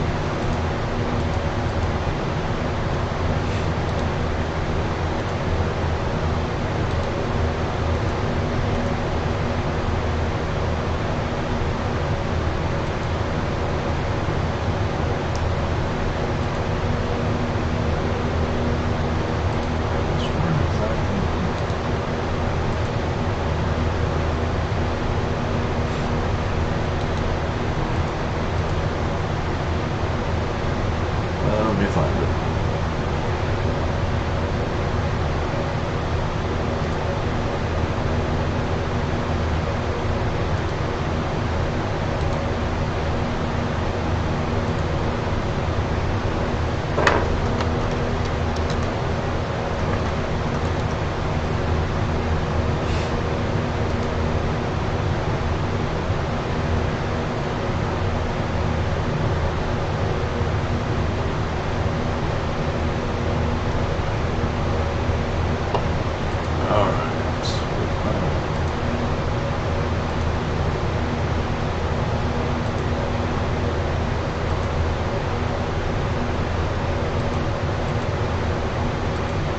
How was mine?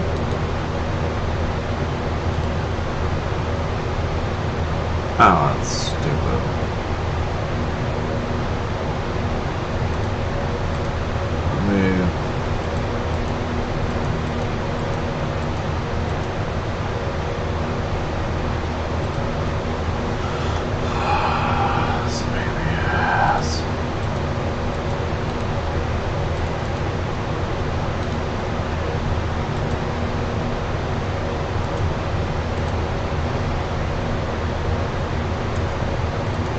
File slightly too big for Discord.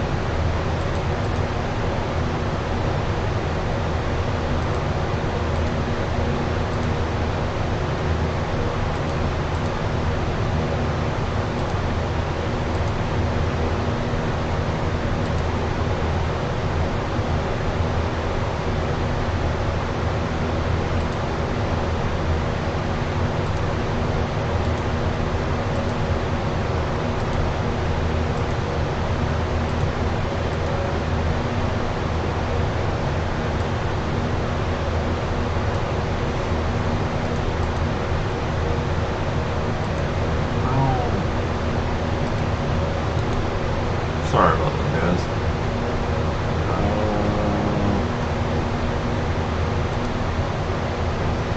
I'm trying to change it from a JPEG to a smaller size.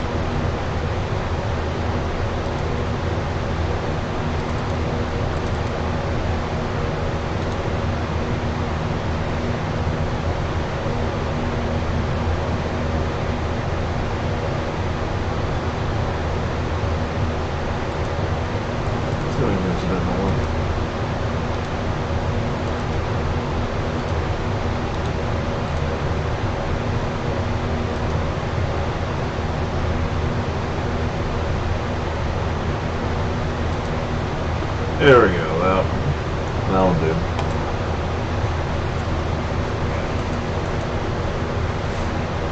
Yeah, so you guys are right there up at Lake Zarovich.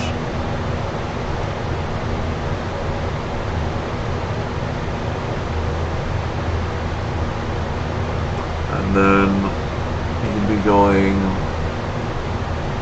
Let's see, so you want to do the rescue the kid where.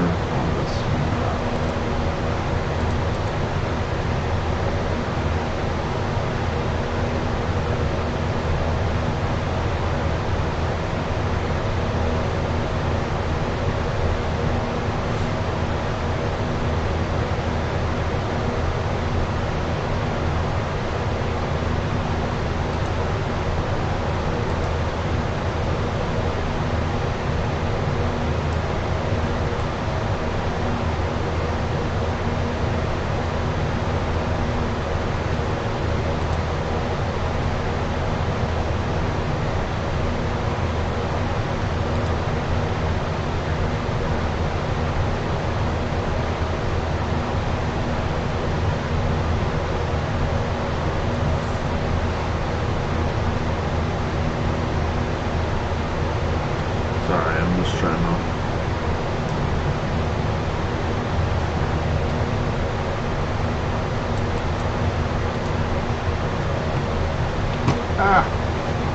I'll stop working.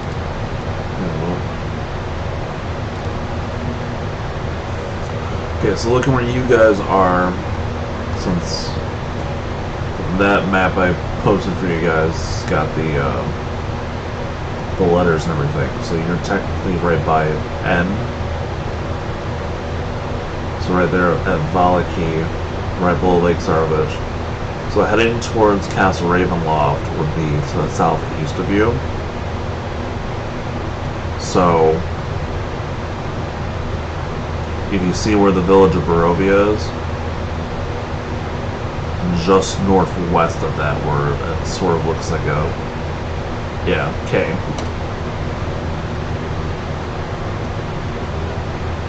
So you will be heading in that direction. So on foot, that's probably going to take you a few hours.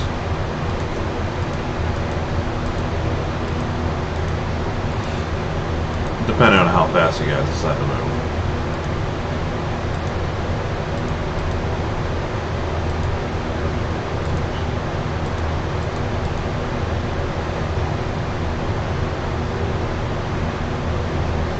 So, you guys are heading that way to rescue that kid. Alright. You know the child's name is Adam. And he's about 6 years old.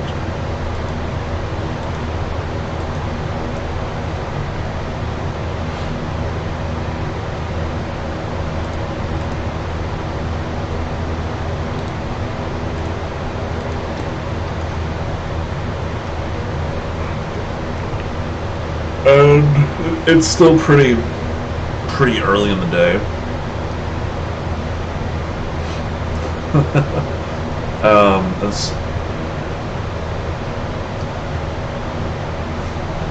And you start to see about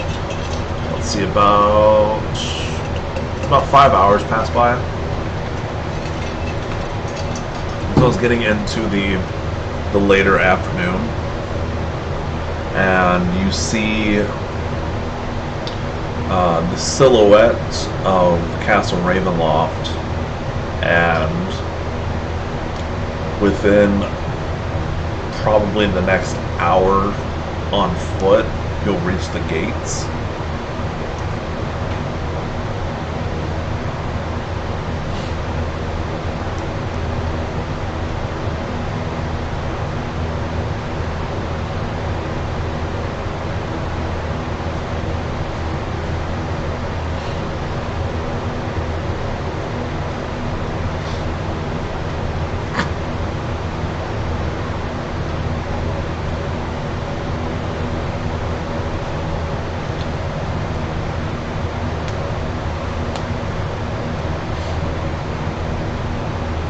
I'm here.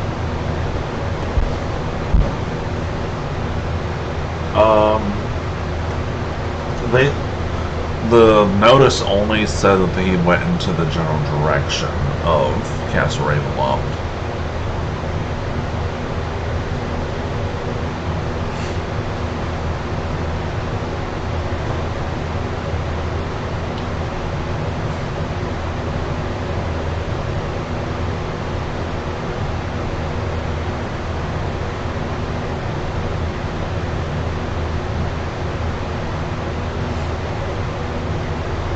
You do hear shouting from the other side of the gates.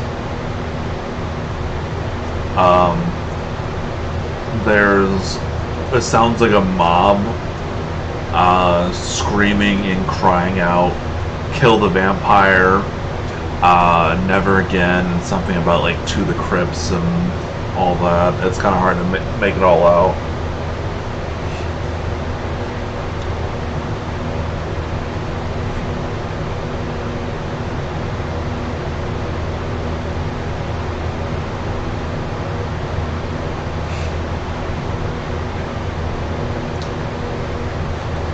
Because you notice as you approach the gates are open right now. So that angry mob must have burst in.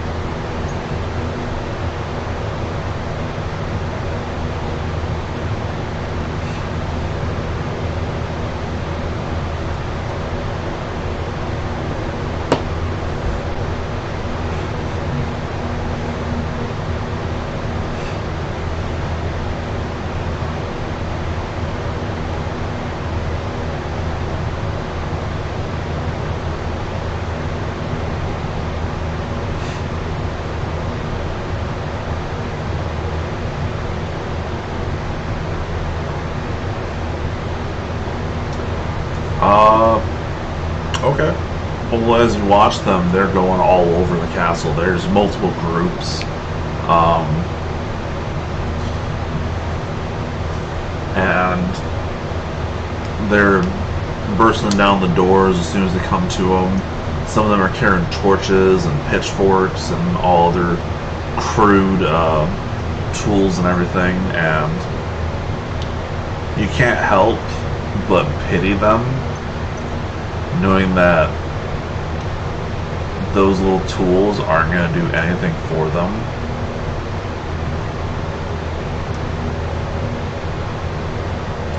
At this point, their paltry show of force is just laughable.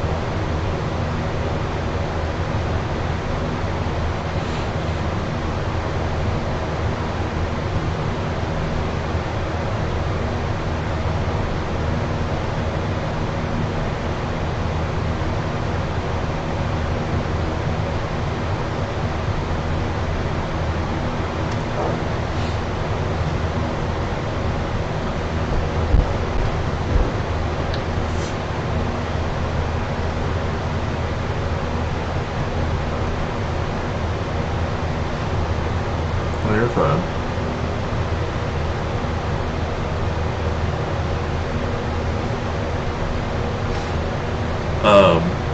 So you shout that, and you see a few of the mob that were within earshot. They turn back and they're looking at you like, "Who the hell are you yelling for?" And they start running to you and everything.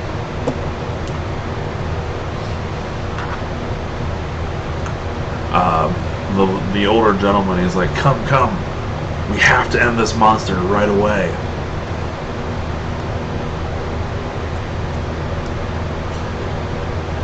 If that kid's alive, there's a chance he's in the castle being held captive.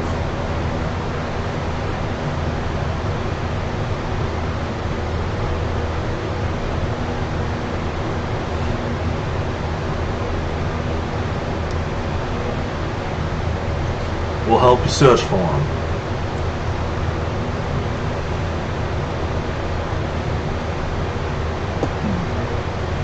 Just Seymour? Only Seymour, or is everyone else going? Okay. Devin?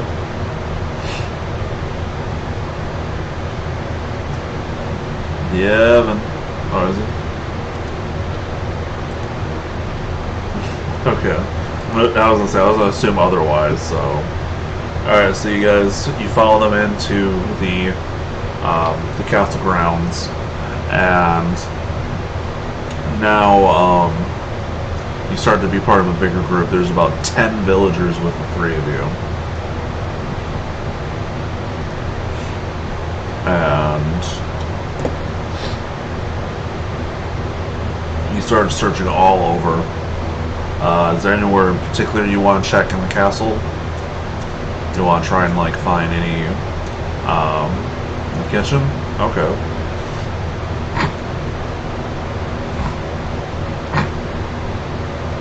You're assuming it's probably on like the ground floor and everything. Takes you about an hour, and you eventually find it. And it's a well-kept kitchen, surprisingly.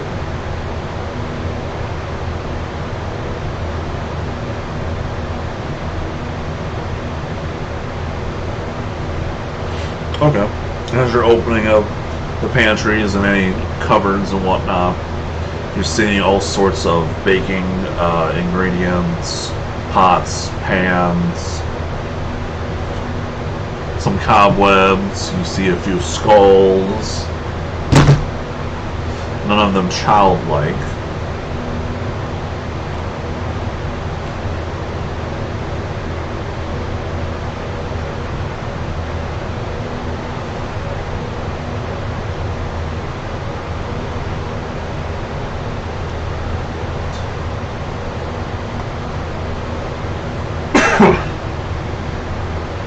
You do hear a low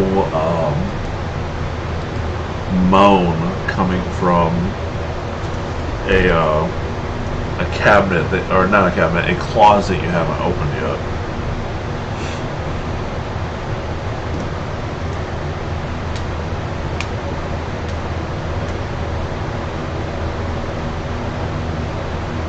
Okay.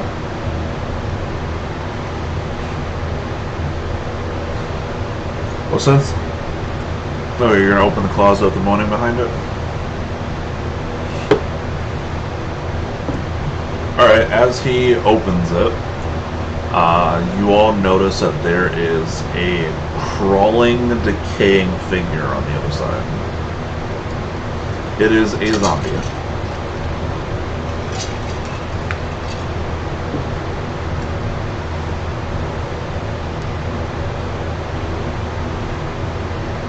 It's just crawling towards you at the moment, so...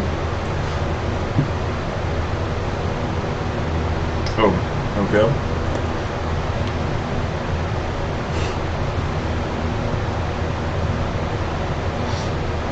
Since it's on the ground, it's advantage for melee. You see that it's missing one of its legs.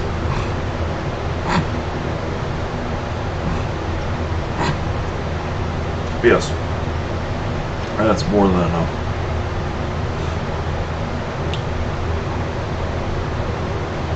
Okay.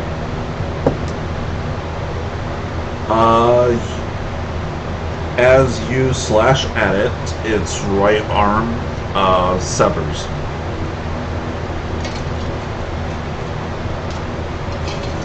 Alright. It's still moving.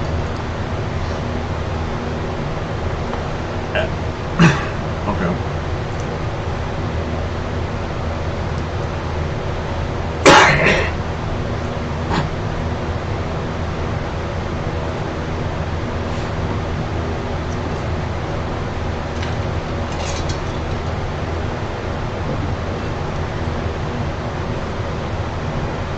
Alright, so you shoot at it. Since it's prone, you're at disadvantage. That's the other unfortunate rule of range. Yeah, it's silly.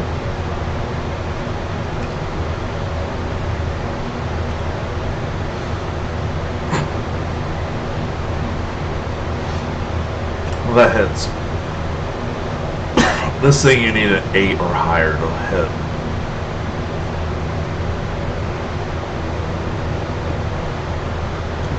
For damage? Okay. What do you say yours was again, Devin? At 11, and then Devin's was 13, you said? Devin.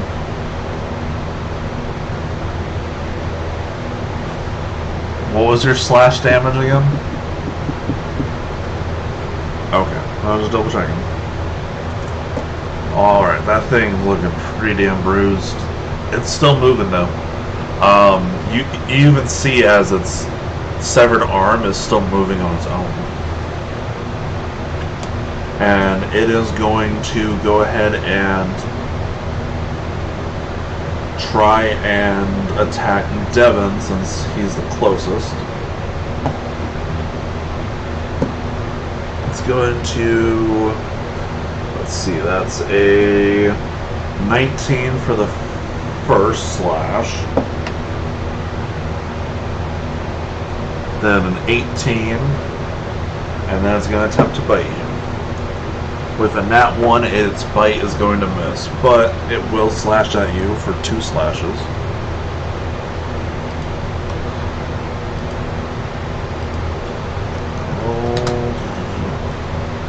Backslash.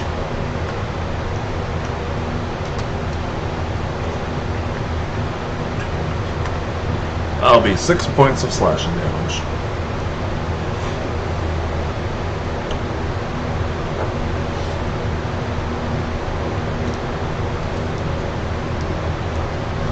Alright.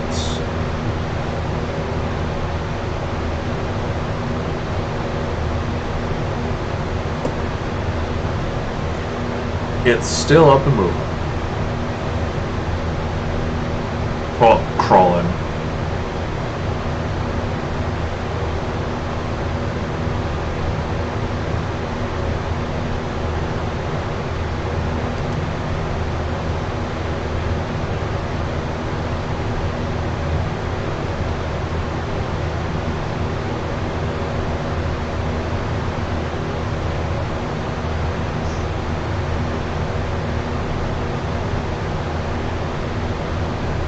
What do you want to do? Alright. You get advantage since it's on the ground.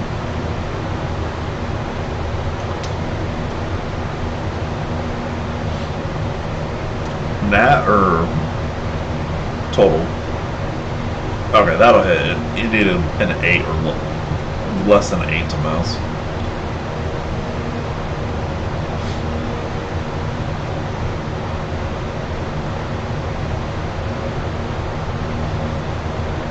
Okay. Alright. Alright. As you go and you make your 2 punches into it real quick. Your first punch hits the zombie and it stops moving, and your second punch just completely crushes its head and splatters it.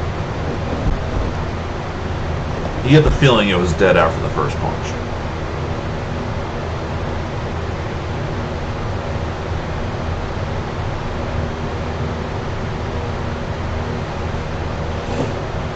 Alrighty. There are still 2 more doors that you haven't opened yet.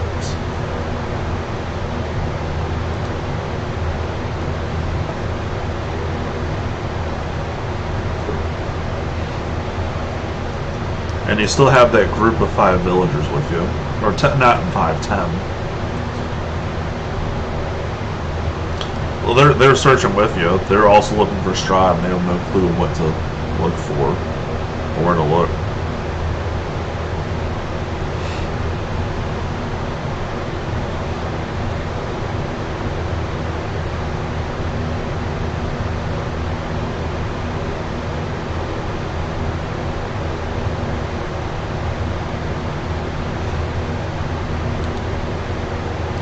Yeah. Well, are you just like looking at them, or are you trying to inspect them? Okay, yeah, perception check.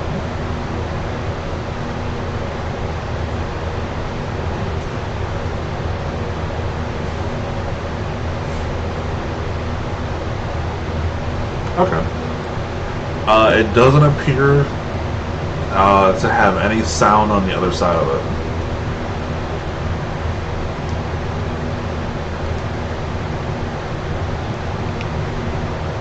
Okay.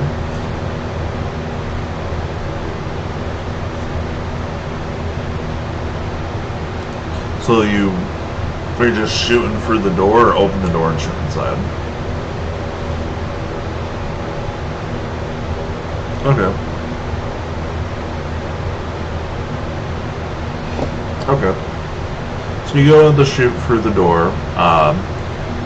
The bullet goes through the door, and you hear a loud clinging on the other side of it as it presumably bounces off the wall on the other side.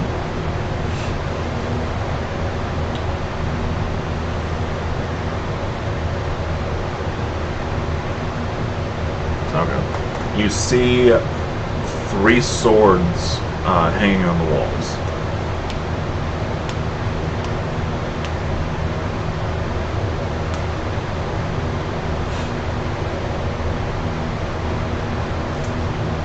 Yeah, Devin, there's on the other side of this door that hinges open, there's 3 long swords hanging on the walls.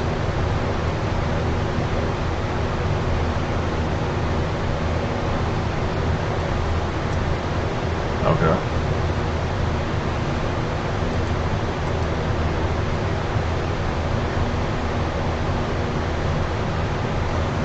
As you do so, you hear the hissing of a cat.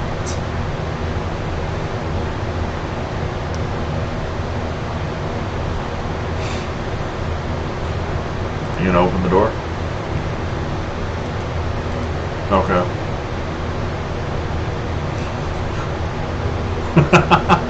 Yeah, the cat is just freaking the fuck out on the other side of the door.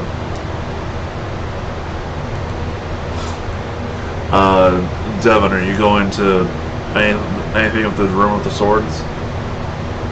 Are you interested in that at all, or? I don't know. Devin, Ethan.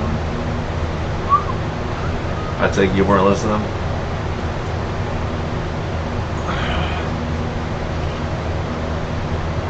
There was a closet door that was open that has on its 3 walls, each has a long sword hanging on it. And then the other door that Seymour was shooting into, there sounds like there's a black cat on the other side freaking out. Which, well, it's a cat, presumably.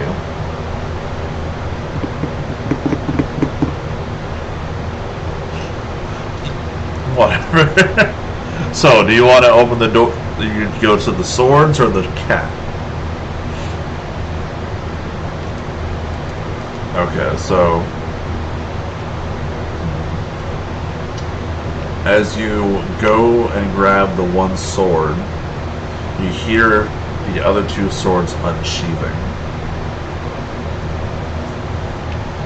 And what's your AC again? Okay. Alright, one of these swords slashes at you in your back. And that'll be 2 points of slashing damage. And as you turn around and see who slashed at you, these 2 swords are floating in the air.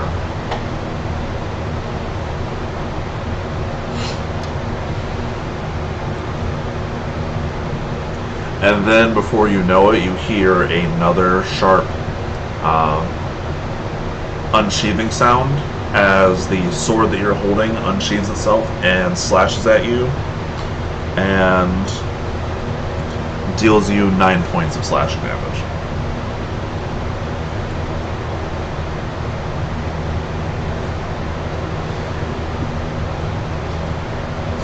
Alright, so initiative rolls. Actually, I'm just going to use your guys' previous initiative unless you want to reload.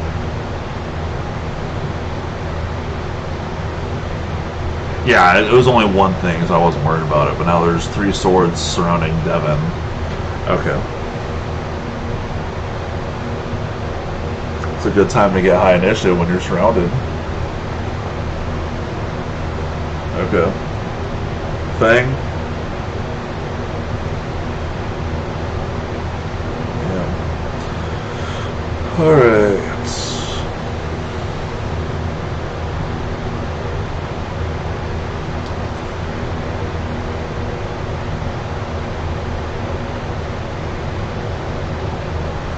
Alright, so Devin, you're up first.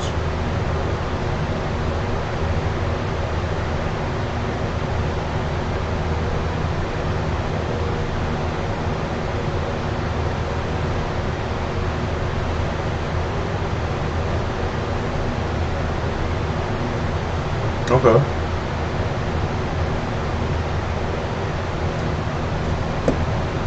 Yes.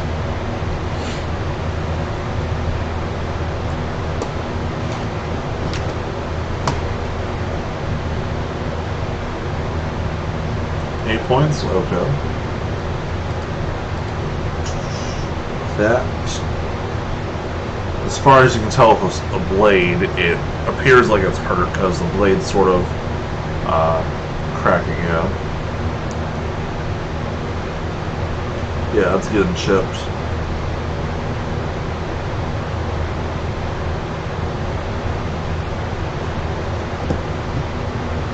Alright, well, the 2 of the swords are going to attack you, and they both get advantage since you're flanked.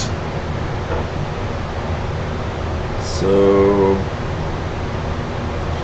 let's see, that one misses, and that one misses. They both were rolling like 8 or lower.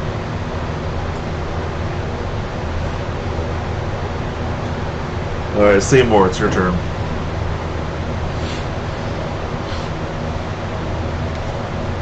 Okay.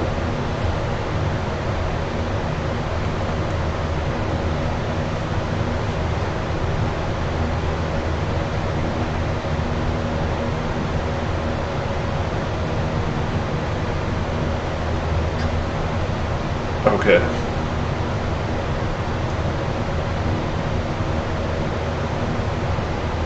Okay.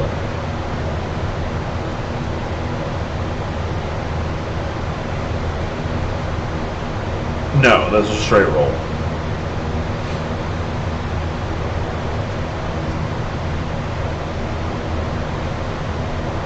What's the roll?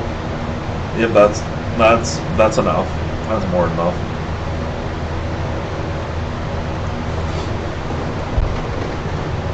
Nope.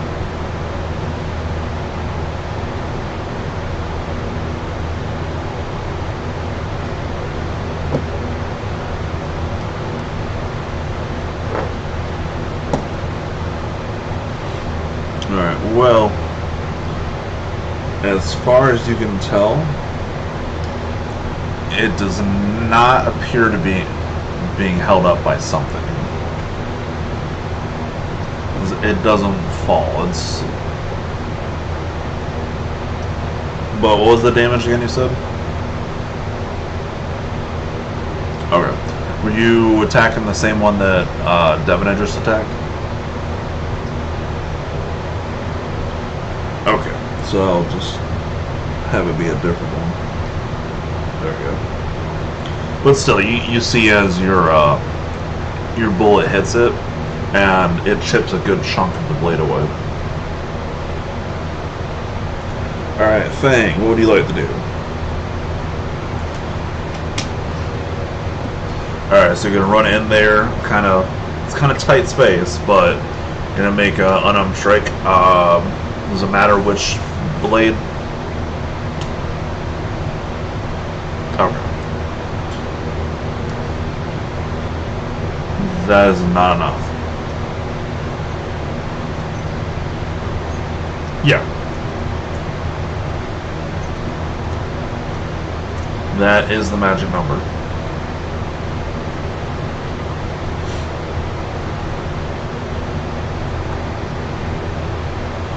Alright, I'm going to assume that was at one of the ones that they already attacked. So you punch that blade and you break the blade off from the crossguard.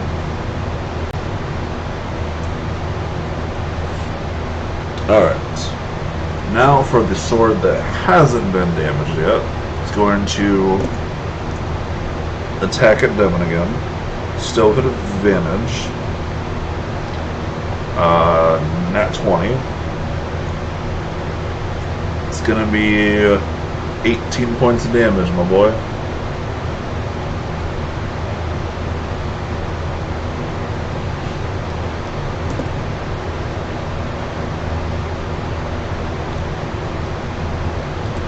Ethan.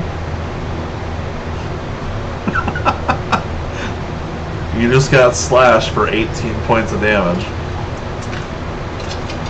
Alright, you're unconscious.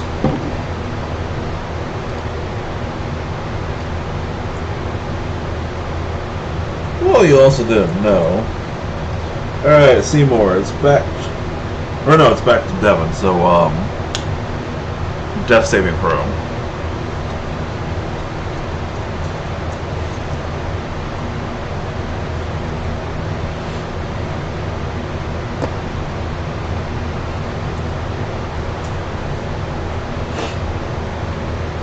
That's unfortunately a failure. Alright. Now it's back to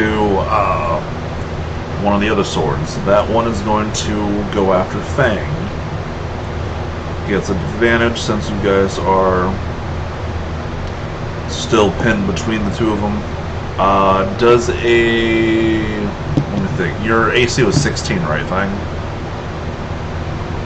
15? Okay. So a 12 won't hit you, so that sword misses you. Seymour, your turn. The one that just attacked Fang.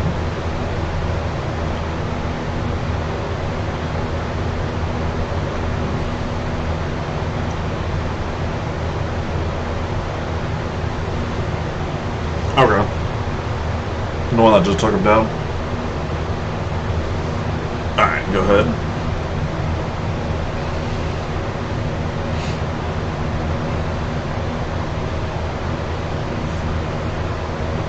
Yeah, unfortunately you missed. Unless you wanted to use an action surge.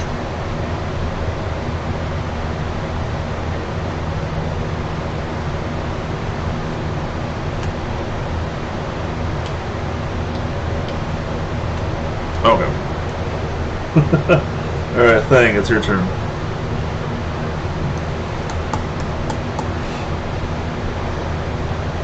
Alright, I'm assuming the weaker one? Okay. That hits.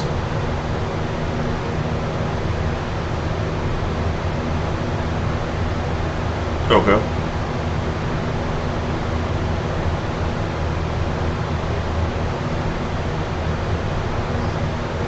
Okay. Yeah, once again, you, with your punches,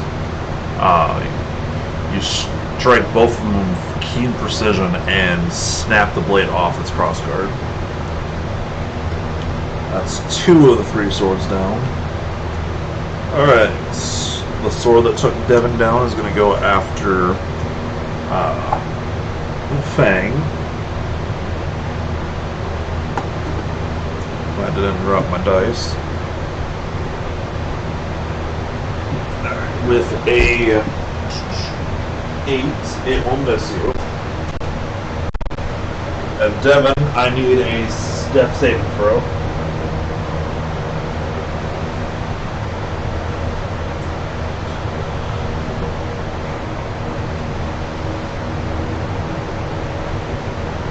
Ethan. Alright, that's a success. Ah, shit.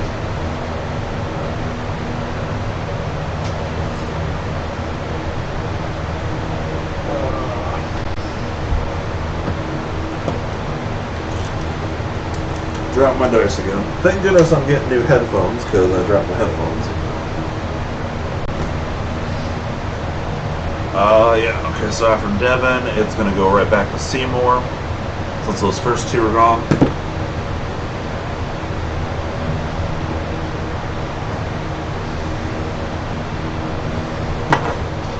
Well, have you reloaded at any time between battles? Well, did you also reload right before this battle when you were shooting those 3 shots? Okay.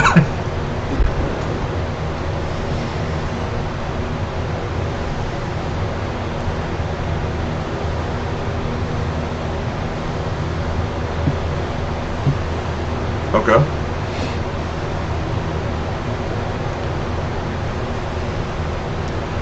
That unfortunately misses. 17 is the magic number.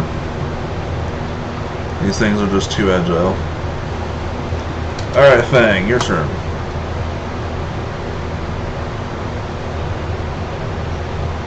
Okay.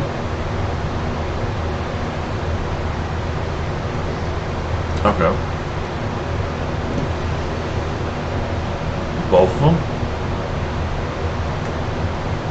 Yeah, you roll 1 for each. Okay. So, alrighty. Devin, back to you.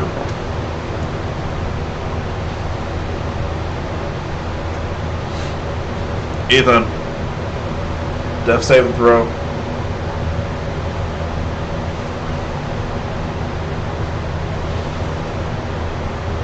Oh, that's a success. Seymour.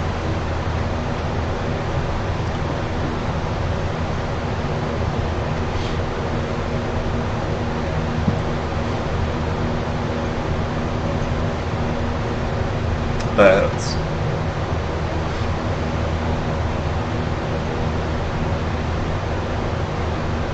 10 damage. That is just enough. Alright.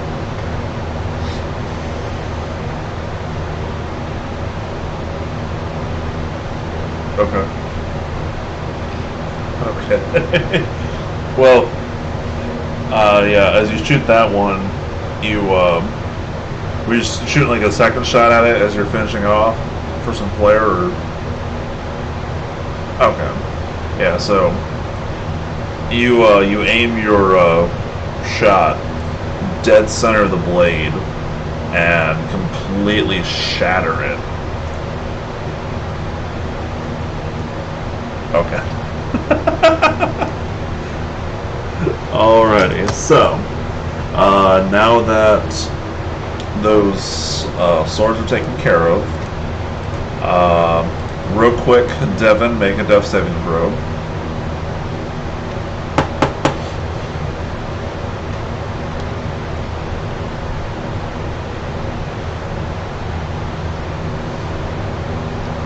Okay, that's another success. So you're stable, and you slowly regain your consciousness. So you'll be at like 1 hit point. So you guys want to take a short rest, or? Alrighty, so take a short rest. We'll say you'll take like 10-20 minutes, just kind of take a deep breath, recover, and maybe you guys are slightly annoyed because these peasants weren't any help or whatnot.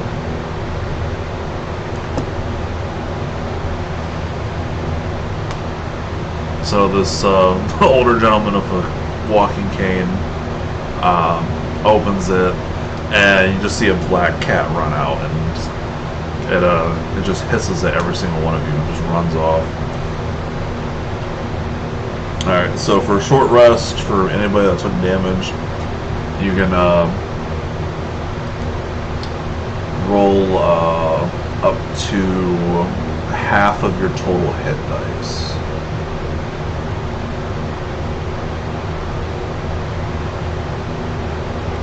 Well, I'll give you at least some healing and whatnot.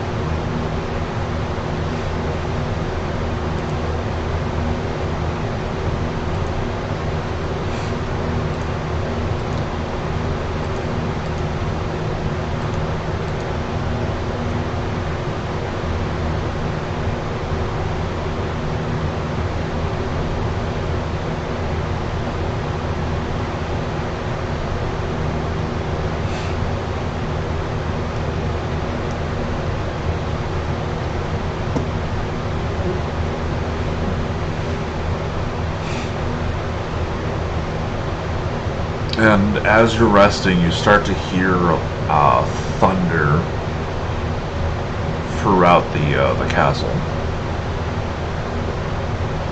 and flashes of lightning through the kitchen windows.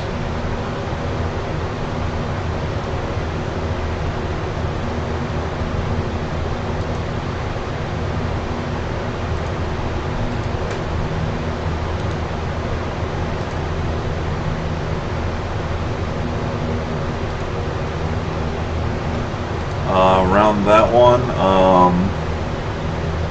you have like the general foyer, the entryway. There's the grand entrance hall, which has a winding staircase going up to another level.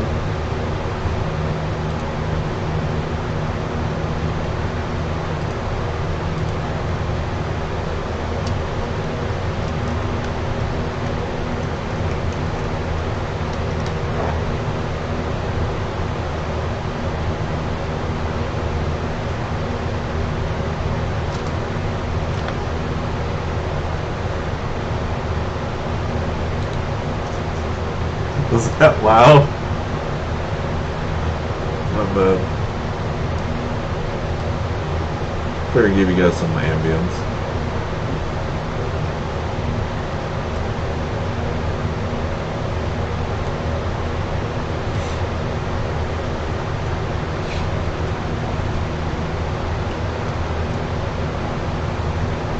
So you guys are heading up the stairs? Alright. As you head up and you reach the beginning of that floor, there's two long hallways at either end, and there's appears to be to your right down that hallway an offshoot of that, and multiple sets of doors.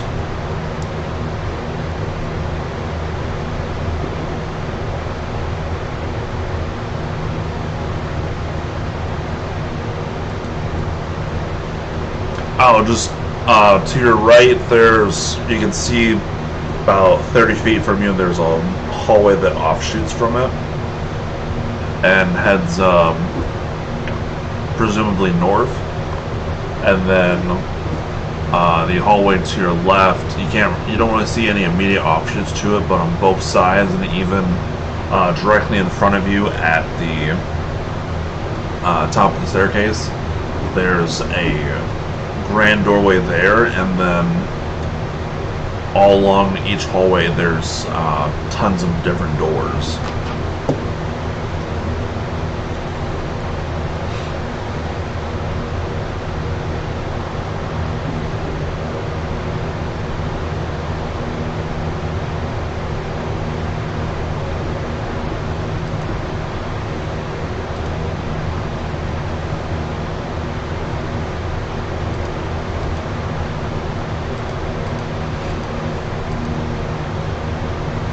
Okay.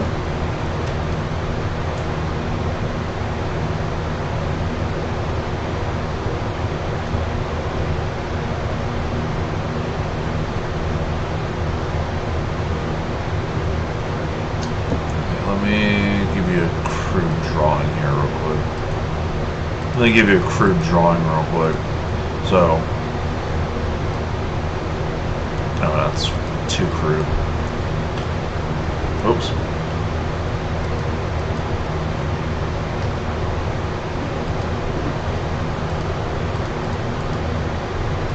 Alright, so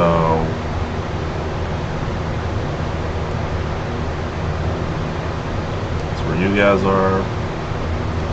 Here's like the stairwell.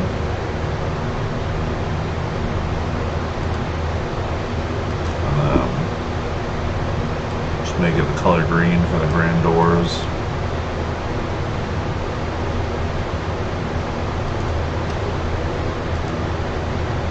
And some doors off here. Yeah. Okay.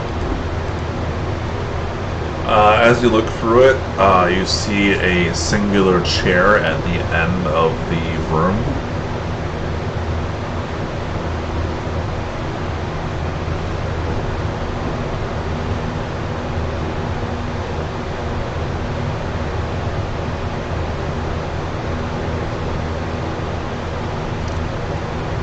What'd you see in the room?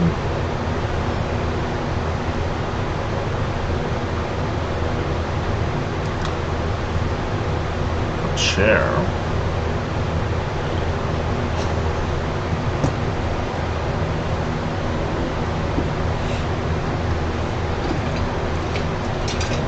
Or are you gonna come with us?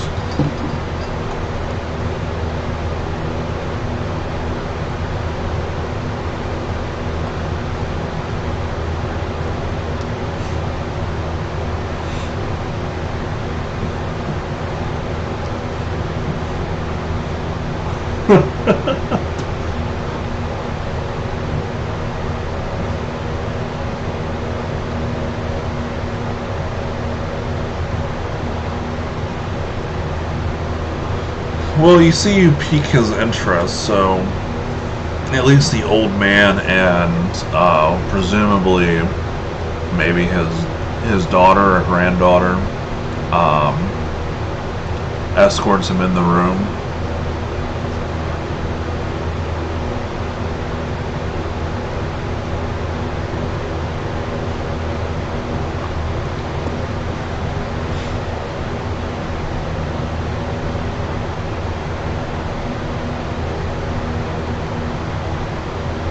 Are you waiting outside the room, or are you going to a different room?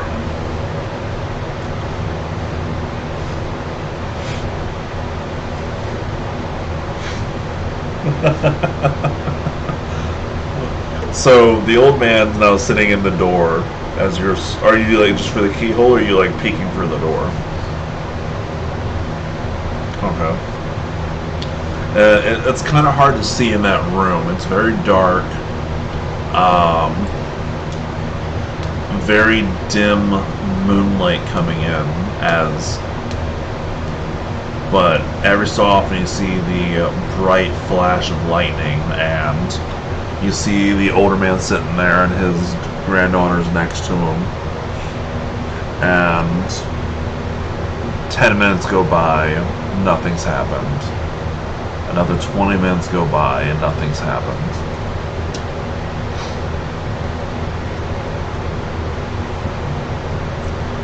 You have 8 around you right now.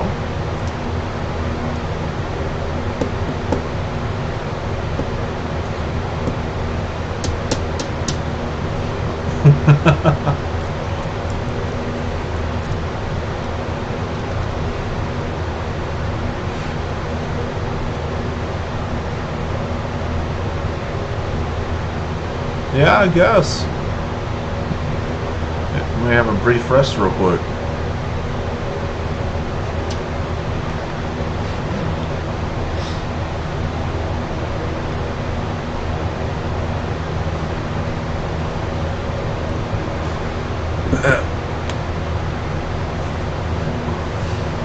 Well, as you say that, and the next bit of thunder goes, you hear a voice behind you.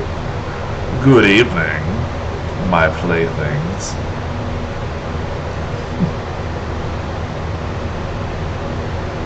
Have you brought me a snack? Oh, And you're willing this time. How delightful.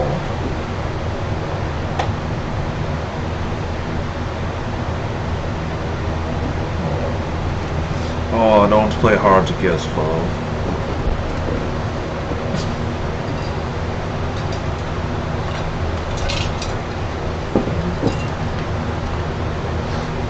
A child? Not to my knowledge. Describe this child to me.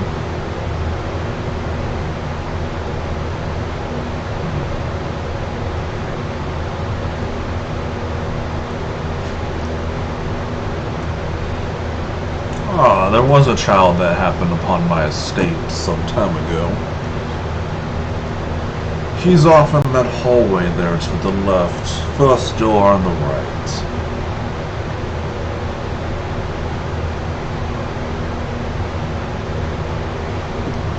Well, as you say that, he's already not there anymore.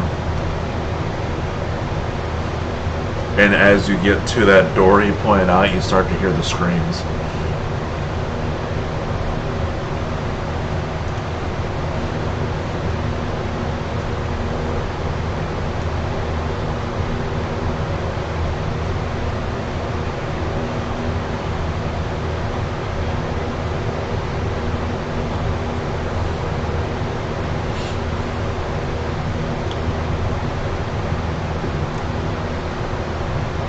I mean, whatever you designed them in mind with when you made them, it doesn't have to be concrete. You guys, depending on whatever you decide to do and everything.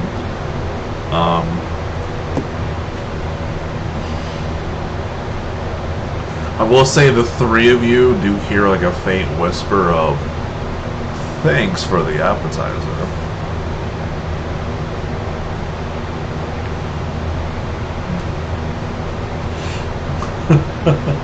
And so you're going into the room on the left, right? The first door on the right, right there. Okay.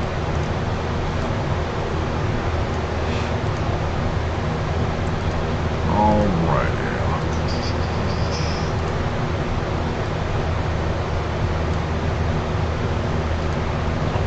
As you enter the room, it is a very lavish bedroom, and it has all manner of toys about it and everything.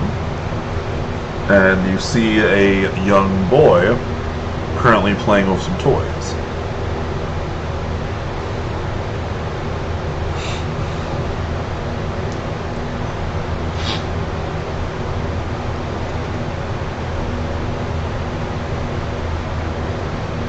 Yeah.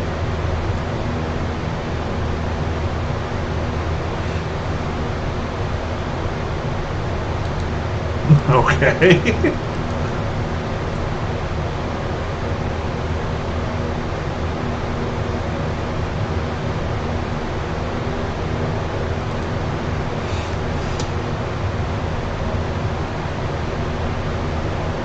Child looks back to you and says, "Yes, I am."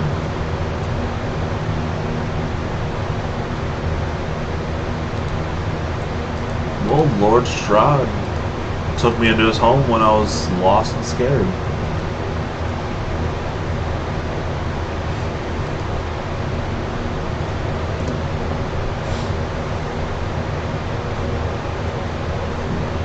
I mean, yeah, you can look at him and, you know, presumably where are you trying to check for?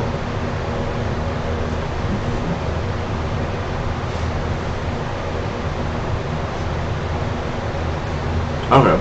Yeah, as you're looking, there just presumably aren't any bite marks, from what you can tell.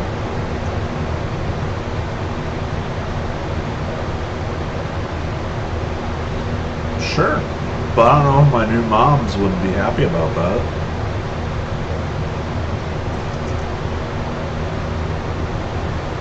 Yeah, the ladies here, they're so nice to me. They're a lot nicer than my old mom.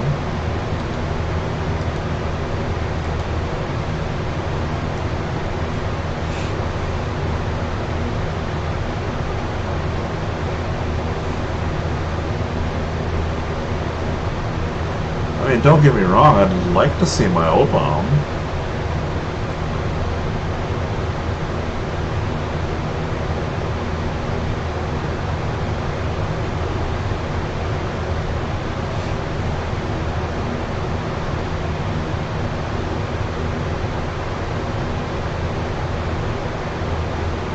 Yeah, he said old mom and new moms.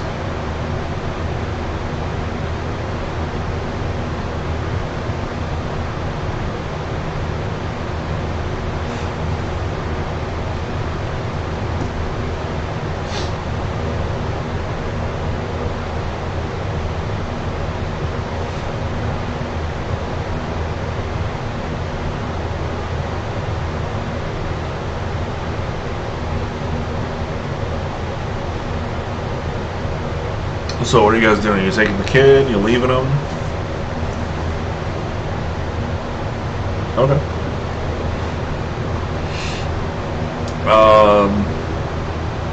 You like just grabbing the kid by his hand and taking him with you, or you like just picking him up?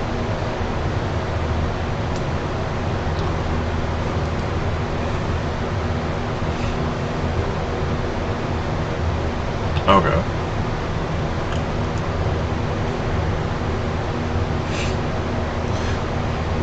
As he follows you, you notice that there's an unusual shadow where he was sitting.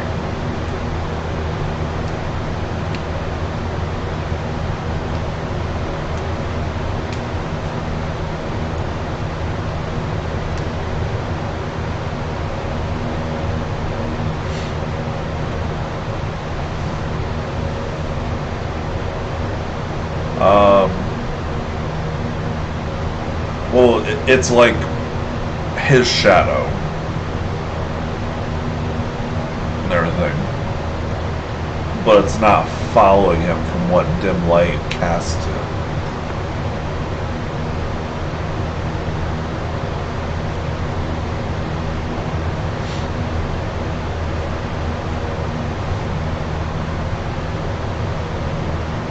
Okay.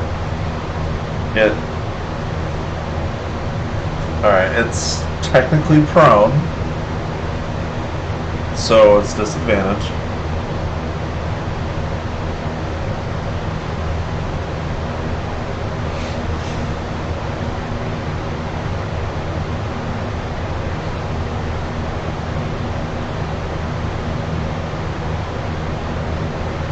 That will hit.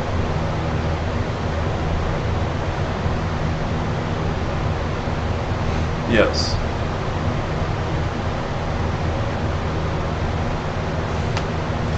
Already. You notice that even though it lands into the massive shadow and impacts it, it's not that effective.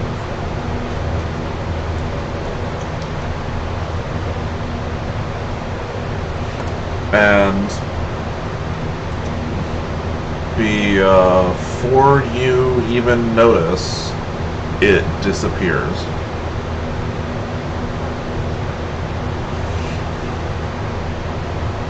And then Fang and Devin, as you both watch, a shadow appears underneath Seymour and grabs at him. And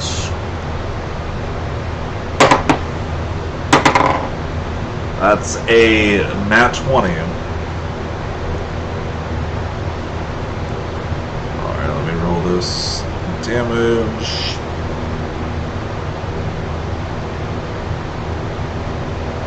It's gonna be 9 points of damage.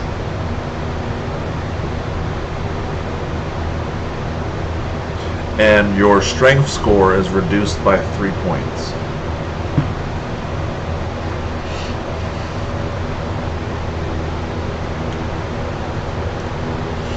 Alrighty. And as it attacked you, let out a shriek, and you notice in the hallway in the room more shadows begin to form.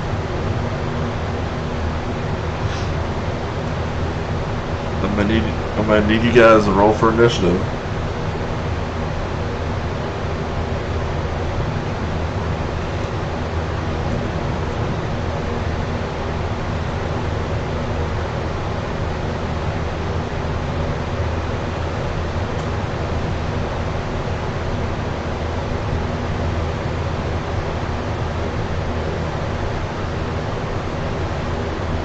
Thing? Okay.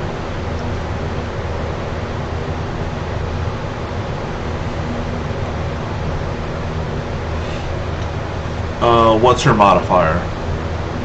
Fang. Okay.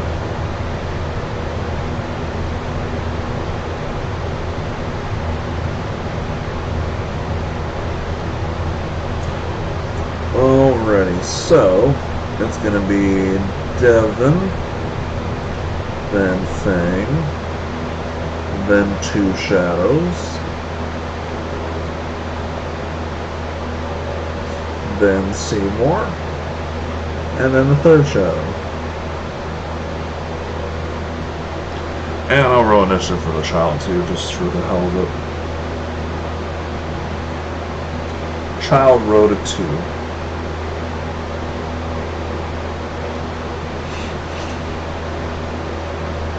Alrighty, Devon, it is your turn.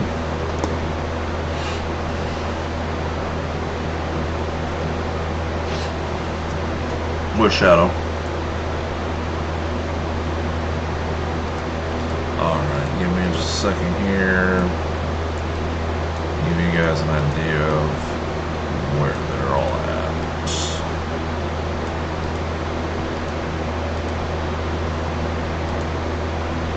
I'll make this easy myself.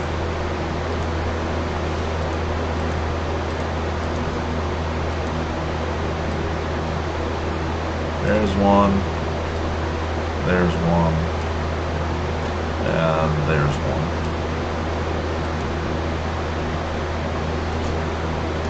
Alright, so you're gonna slash at one? This is the one that's with Seymour? Okay.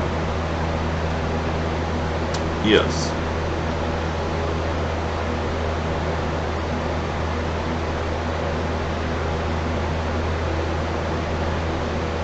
Alrighty. You notice your slash is not that effective.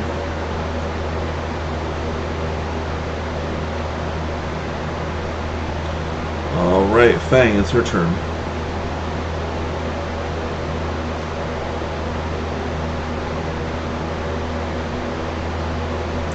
That hits. Which one are you attacking? Okay. Okay.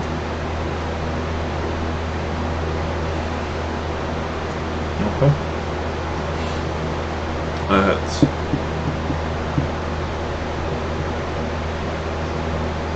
Alright, so 6 and 7 on the damage? Okay. So you notice that for the most part, all of your guys' attacks don't seem to be that effective on these creatures.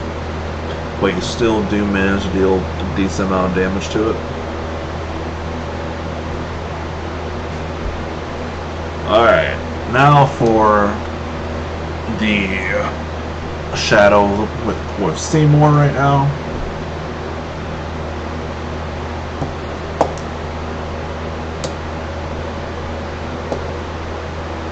That's going to be a 17 against you, Seymour.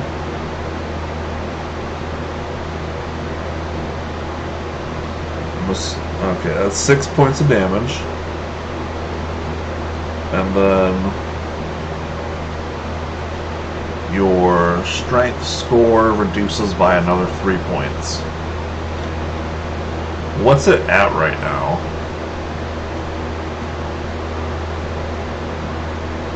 Oh shit.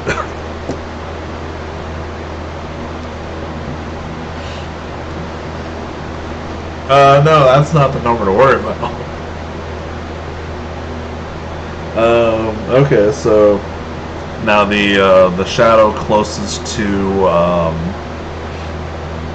Fang is gonna go after Fang. That is a 12, so that won't hit.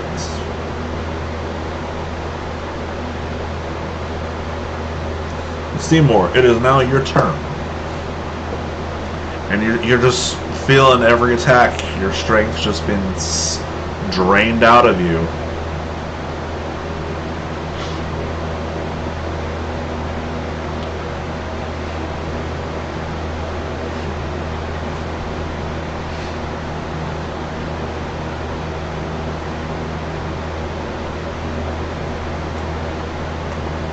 Okay.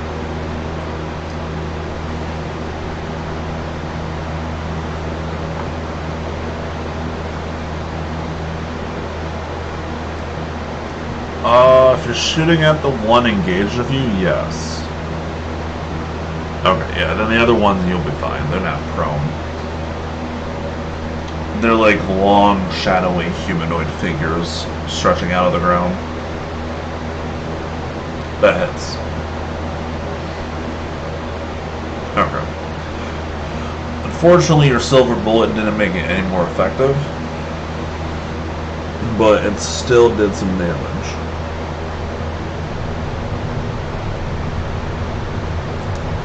Alright, now the shadow closest to Devon's going to go after Devon.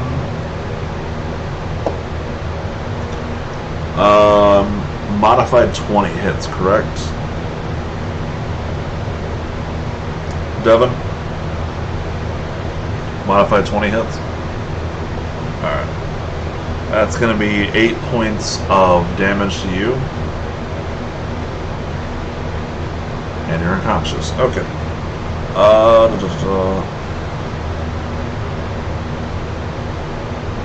And then your strength score will go down by 2.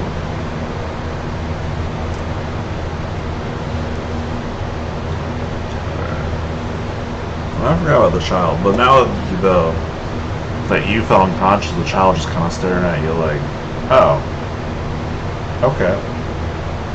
The child doesn't really understand what's going on. He just sees shadows and whatnot. He's like, oh.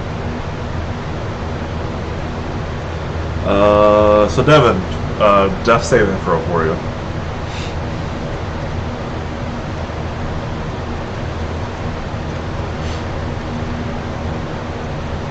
Okay, you succeed. Alright, that's a success. Bang, your turn.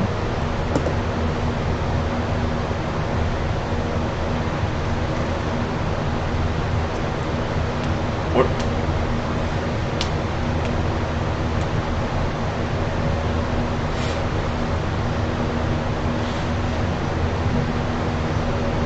Okay.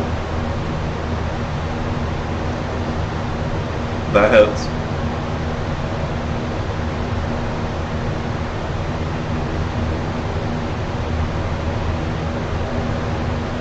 Okay.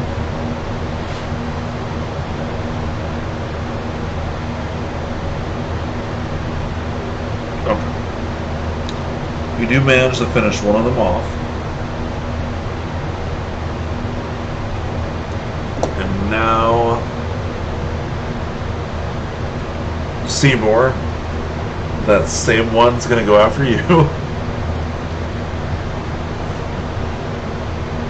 Attack you.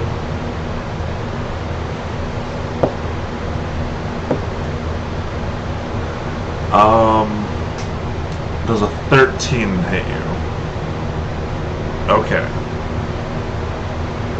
Alright, so that's turn. Seymour, back to you.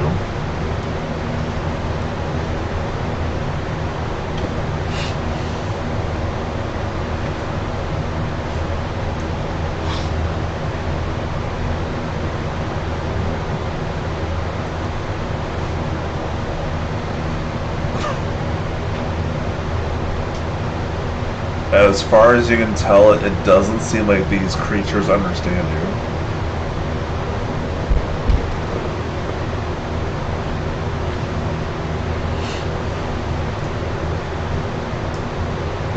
So what's she gonna do? 'Cause I'll be nice and I'll let your bonus action be grabbing the kid.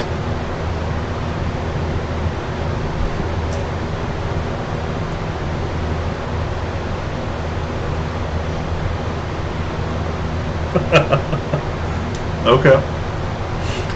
There's no need to roll the attack to hit because you're literally holding the barrel to his head. Roll me damage. And I'm just going to count this as a critical too.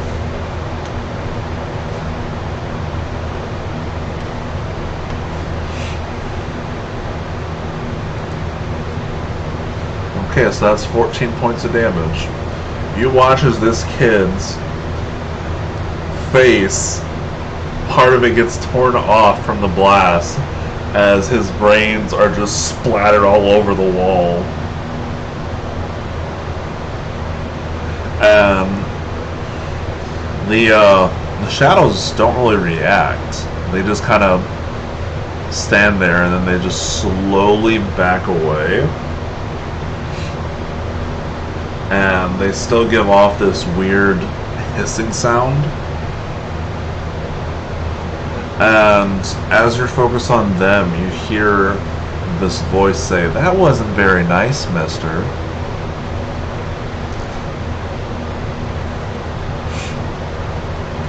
As you watch as the kid's head gets placed back together.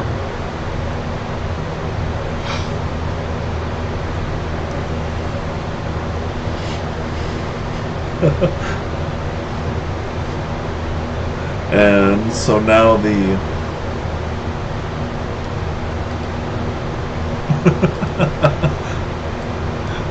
and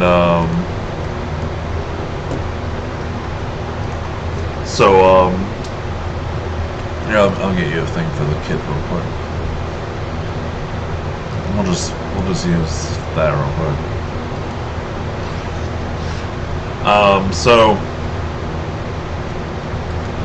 this shadow that's engaged with you thing, it's gonna weirdly slink past you, but you get an attack of opportunity on it.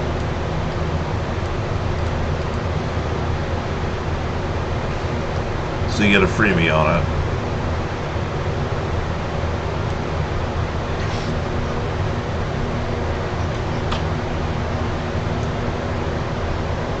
Okay.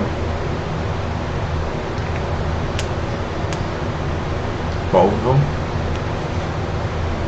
Okay.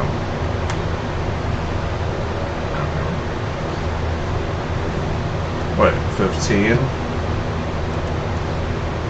What were all the numbers? So their armor class was 12.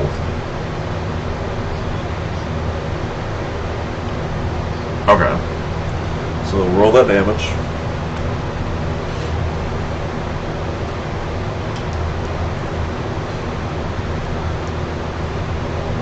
Alright, so that's still something. And you watch after you just real quick, 2 quick jabs at this shadow. It doesn't even seem fazed by you. It goes and wraps itself around the kid. And then you watch as it's absorbed into the kid.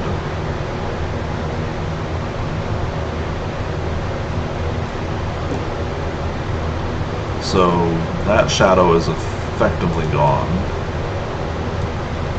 If it wants to cooperate. I don't know, you stupid thing.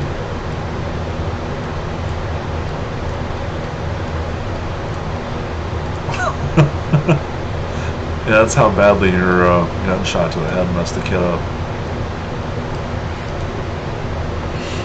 Alright, so that's Fang. That one's gone. Seymour, it's your turn.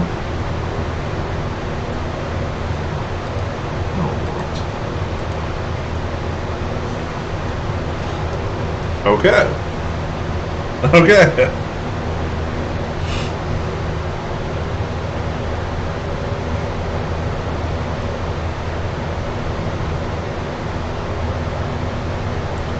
I'm assuming you let go of him after you initially shot him.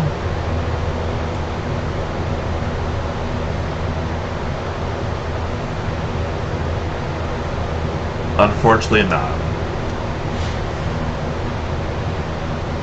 Okay. Okay.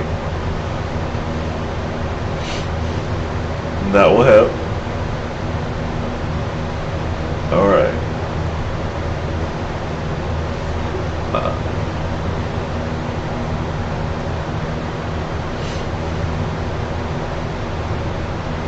All right. So, your first shot, the child just, with a flick of its finger, slices the steak in half, and you watch as it splits and goes past the child's head. And then, as it's distracted with that, you let off your second shot. It aims true, hits the child in the heart, and you watch as the child's eyes are wide open in terror as it falls onto its back and is just laying there.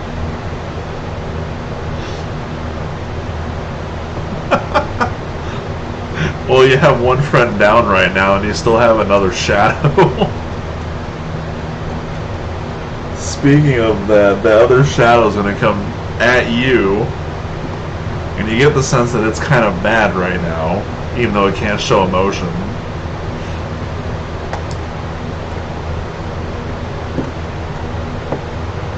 Does a 18 hit? Alright, so the damage is 4 points of damage.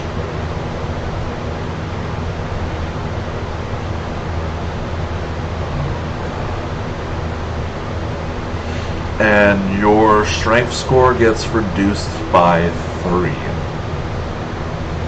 I'm assuming it's at 0 now, right?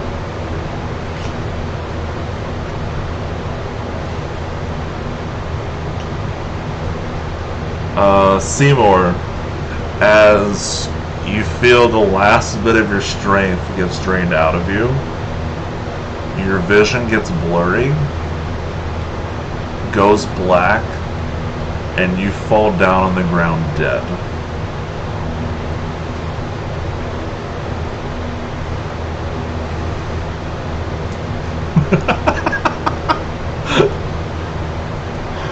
Alright, so...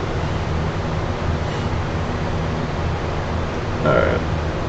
And the child can't do anything. The child's incapacitated. Fang, what would you like to do?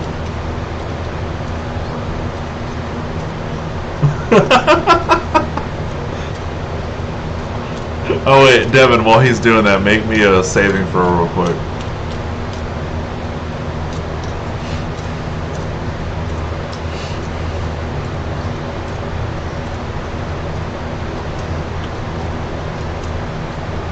Yes, so you'll roll a total of 3 times.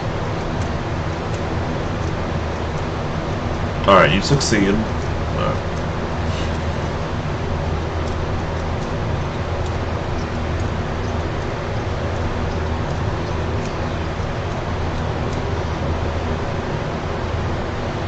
Alright, you finish off that shadow.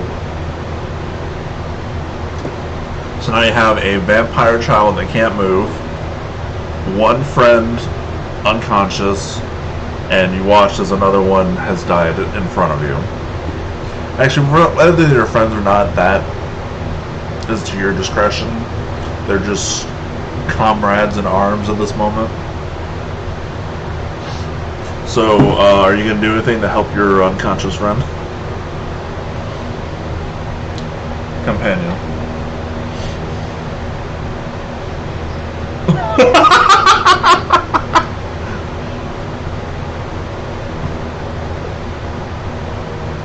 Really?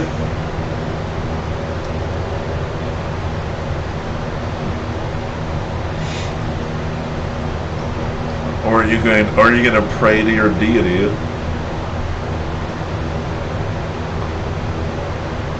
Okay. What sort of prayer are you saying?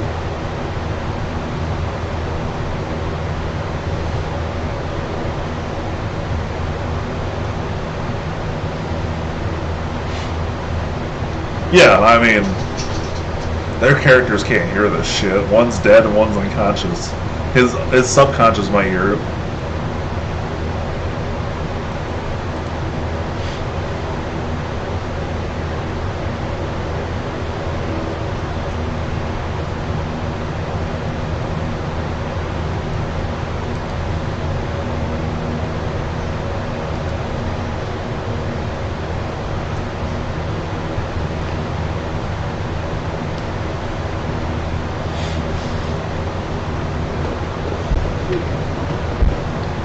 technically to him, he's like a god.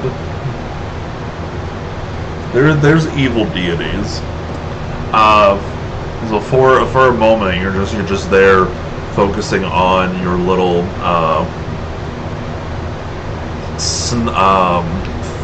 leech entwined staff. That's a crude and purely what's the word I'm looking for? Atrocity recreation of the Catechus of Hermes, covered in rotting flesh, and at first you get no sign of any kind of answer, and then the emblem begins to glow a blackish aura, and some of the rotting flesh falls off of the Catechus, and then it slivers its way to Seymour. And you watch as it latches onto his arm and then melds into his flesh, and then he slowly starts to recover color. And Seymour, you all of a sudden, as everything was black and you had this sense of having no idea where to go, you were stuck in just this darkness, and all of a sudden it's as if a door appeared in front of you, and instead of you opening it, the door was knocked down, and these gruesome atrocity of hands simultaneously grabbed you, and we're talking at least a dozen hands, all of different shapes and sizes and grotesque features, grab you and yank you through the door, and there you are, just laying on the ground with no idea of what just happened, if it was real, but you just have this chill reverberating through your spine.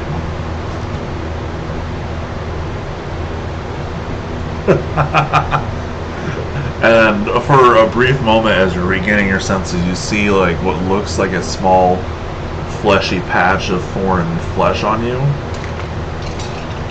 and then it disappears.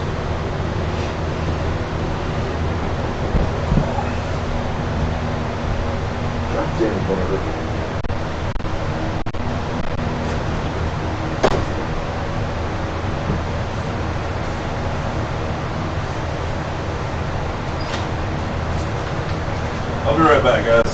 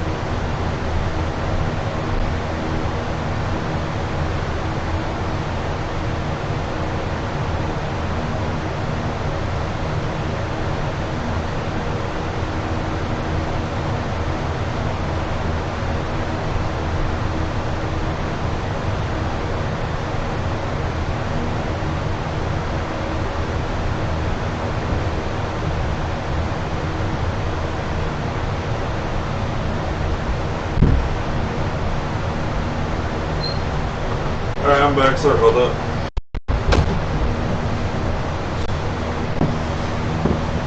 Had to lure a damn puppy up here. Tree.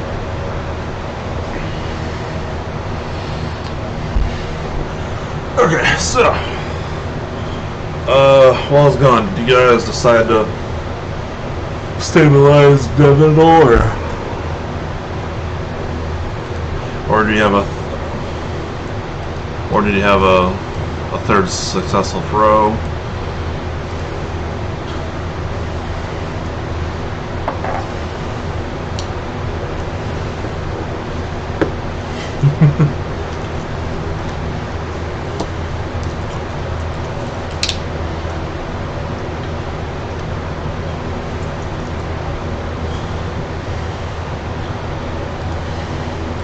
Did you already have a failure? Okay. Well, they still have to roll a medicine check since they don't have any kind of healing kits or you guys don't have any kind of potions.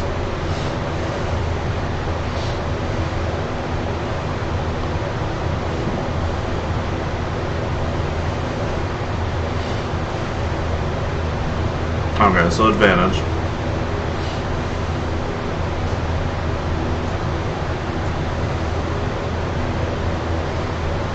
Okay. You stabilize them. Spend the next hour and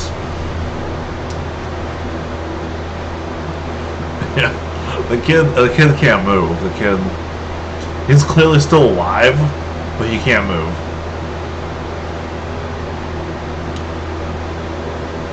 Yeah, you know what I mean. And you guys taking any kind of like short rest or whatnot, or?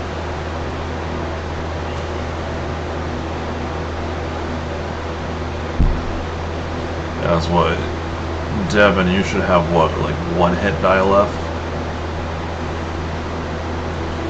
Oh, you only use one, okay, yeah, so you can use two of them.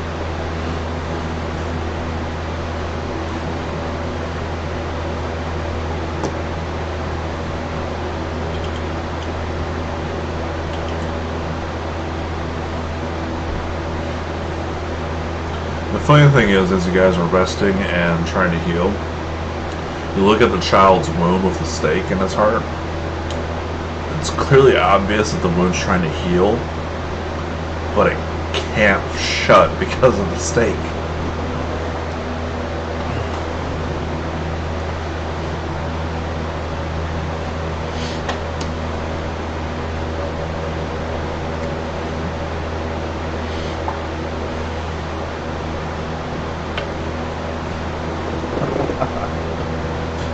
That's all up to you. Is anybody trying to keep watch while you guys are taking it easy? Okay, I need to roll me a perception check.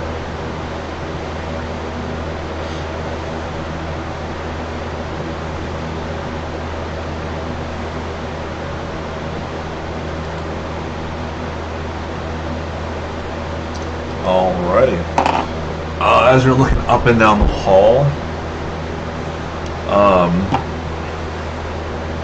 your vision darkens for a moment, and once you are able to see normally again, all of you are currently sitting at a dining table, and the child's at the far end in the booster seat, just sitting there.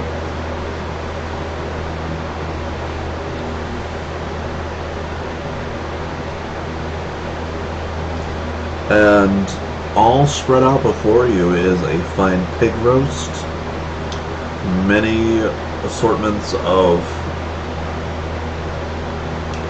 various fruits, some fine wine,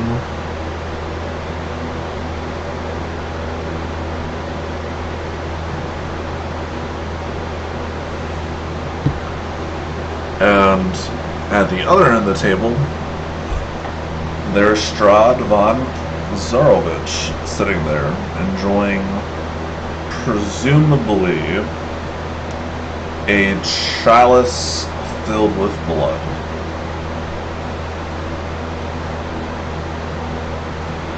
Good evening, gentlemen. I see you met young Adam. I hope he wasn't too much of a handful.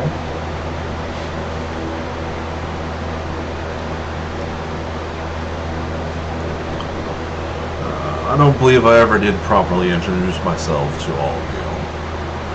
I am Strahd von Zarovich. And of you three, whom do I have the pleasure of speaking to?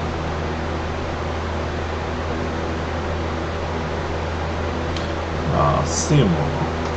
And your companions' names? Mr. Bono, do you have a knack for skeletons?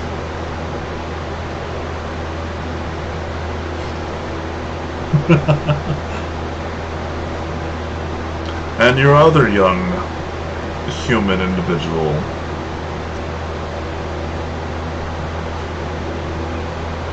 What is your name, son? Alrighty, Devon. So we have Mr. Boner, a Seymour, and a Devon.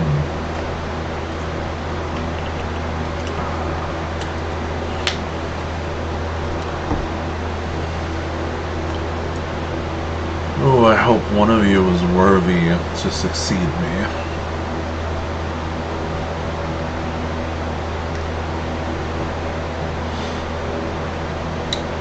Let's just say I grow tired of this valley.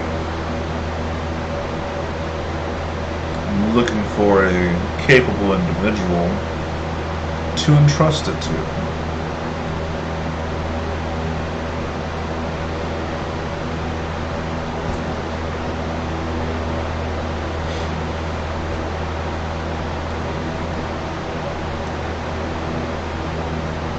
So, Seymour, what are your goals in life?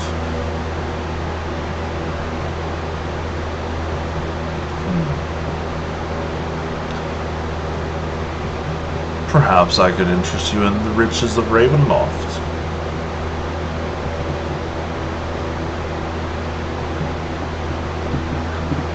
And what would you be willing to do in exchange for these riches?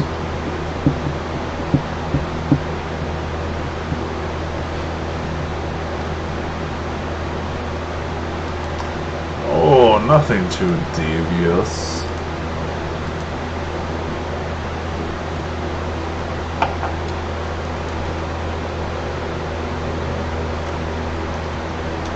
You watch as you're staring at him, and then before you know it, he's behind you and he whispers to you.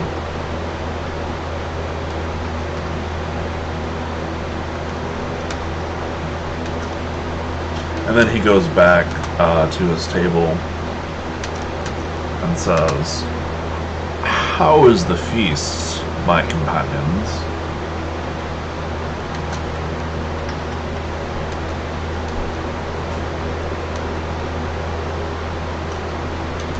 Yes, he's asking about the food.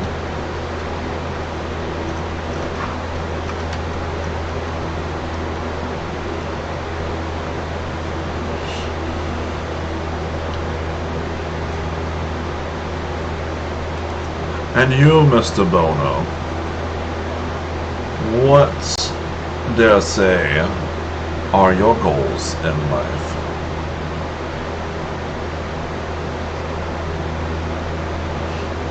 Well, you succeeded in that, did you not?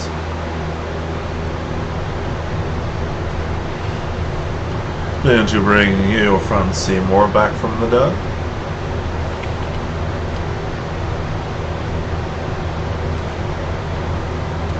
Oh, are you sure? Could have sworn that emblem of yours had something to do with it.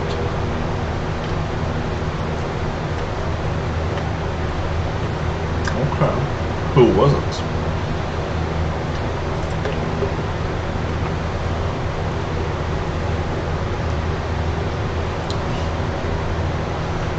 Huh.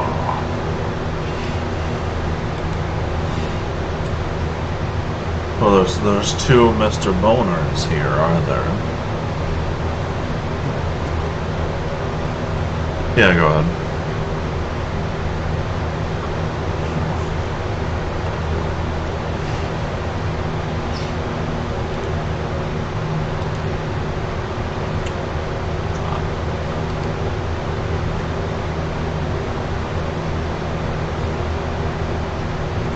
Well, it's whichever one you decide to roll. They're both the same modifier. You just don't have to tell us which one you're rolling. Persuasion and deception, but they're both the same stat.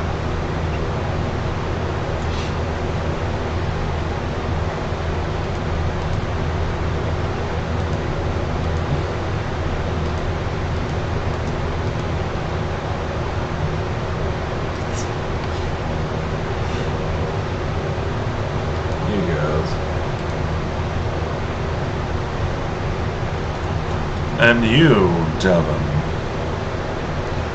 what piques your fancy? Ooh. A good fight, you say? Care for a little sparring match?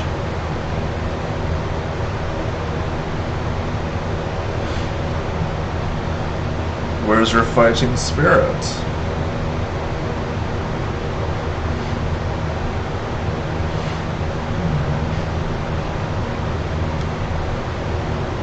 Well, he appears behind you, whispers something to you, and then goes back to his chair. Well, perhaps another time. I'm gonna type it to you.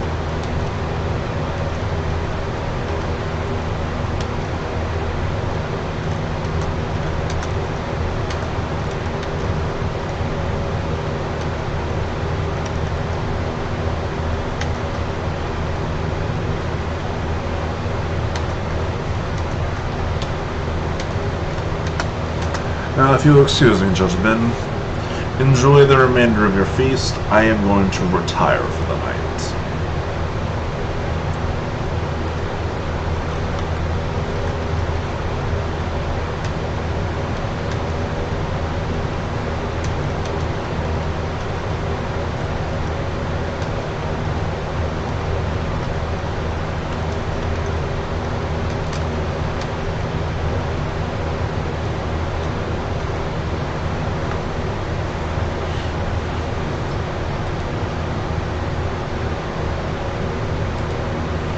Not to your knowledge.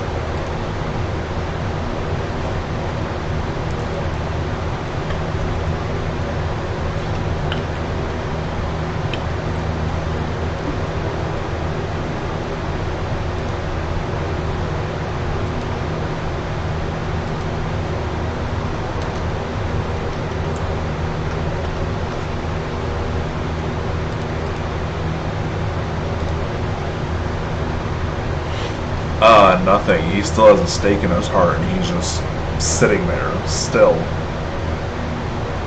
Yeah.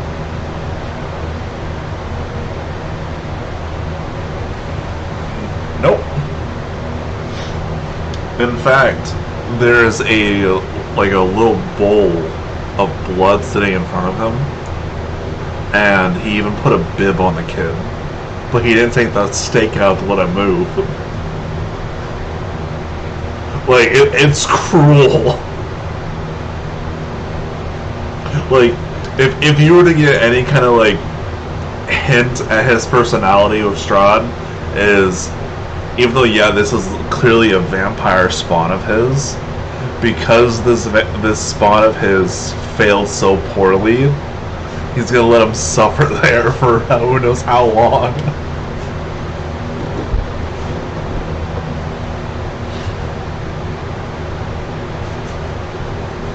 So, gentlemen, what do you like to do?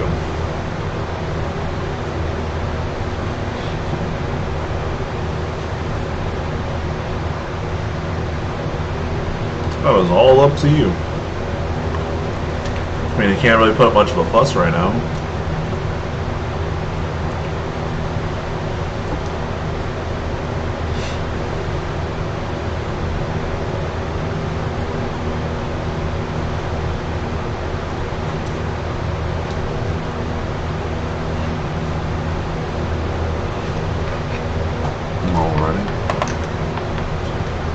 hear you guys for a sec. I gotta plug in my headset.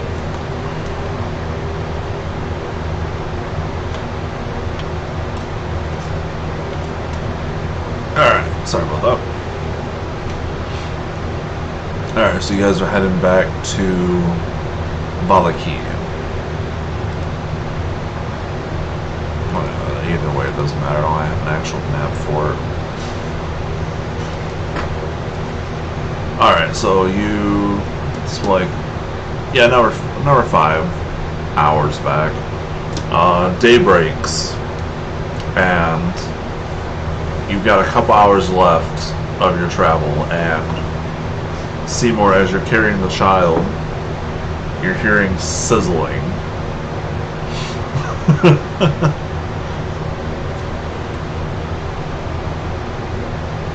And you hear the catatonic screams of pain. What go?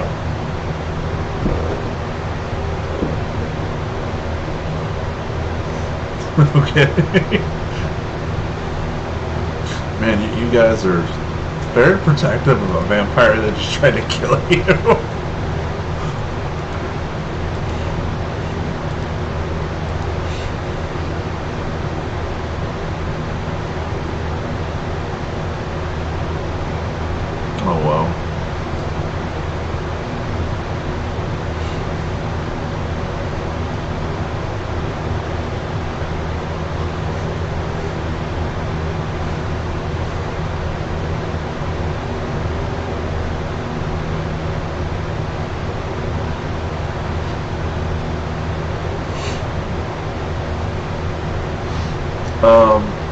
So you get to town.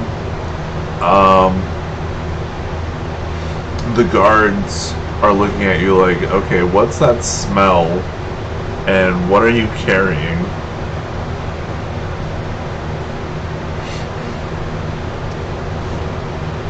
You will... How are you presenting him?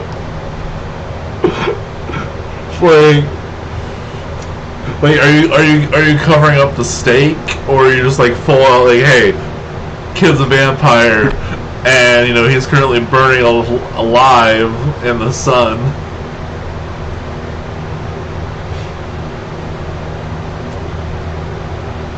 I'm assuming they want their kid back. What's wrong with the kid?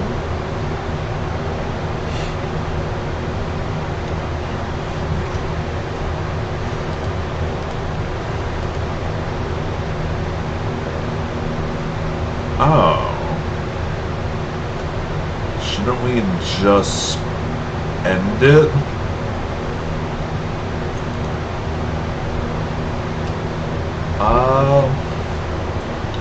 Alrighty then.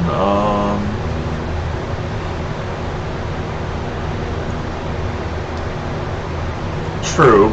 They're okay. Here, we'll escort you to their home, and hopefully no funny business with this creature.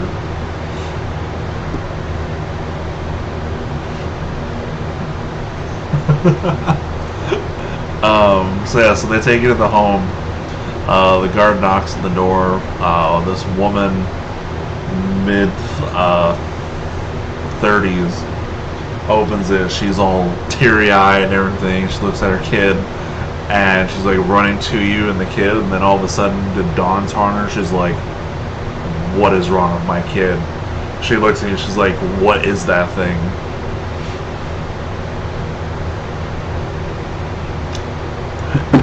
That's no child of mine.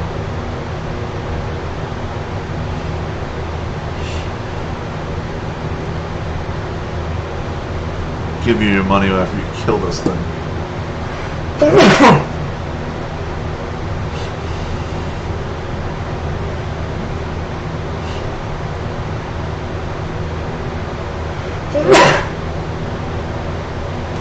Oh shit.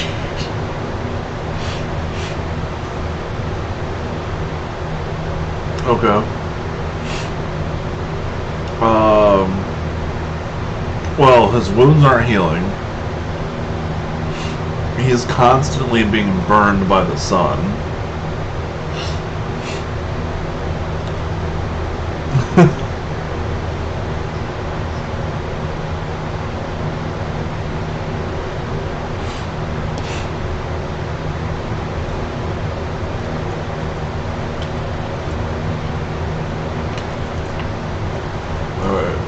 Well, eventually, as you're shooting him, this frail child's body now just shrivels up and turns to dust. Because honestly, you didn't have much longer in the sunlight for it to last, so...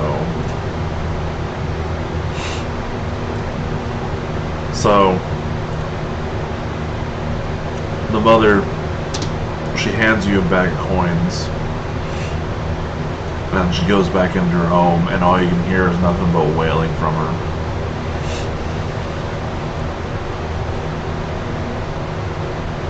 You got your 200 gold coins.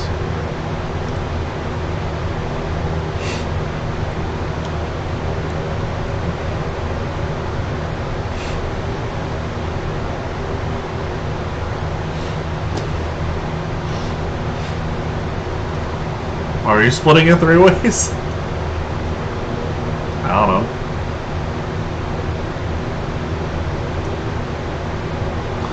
You always put in the party fund. I mean, or you could always be like, hey, everybody gets 50, and then the remaining 50 goes to any expenses by the party. Okay.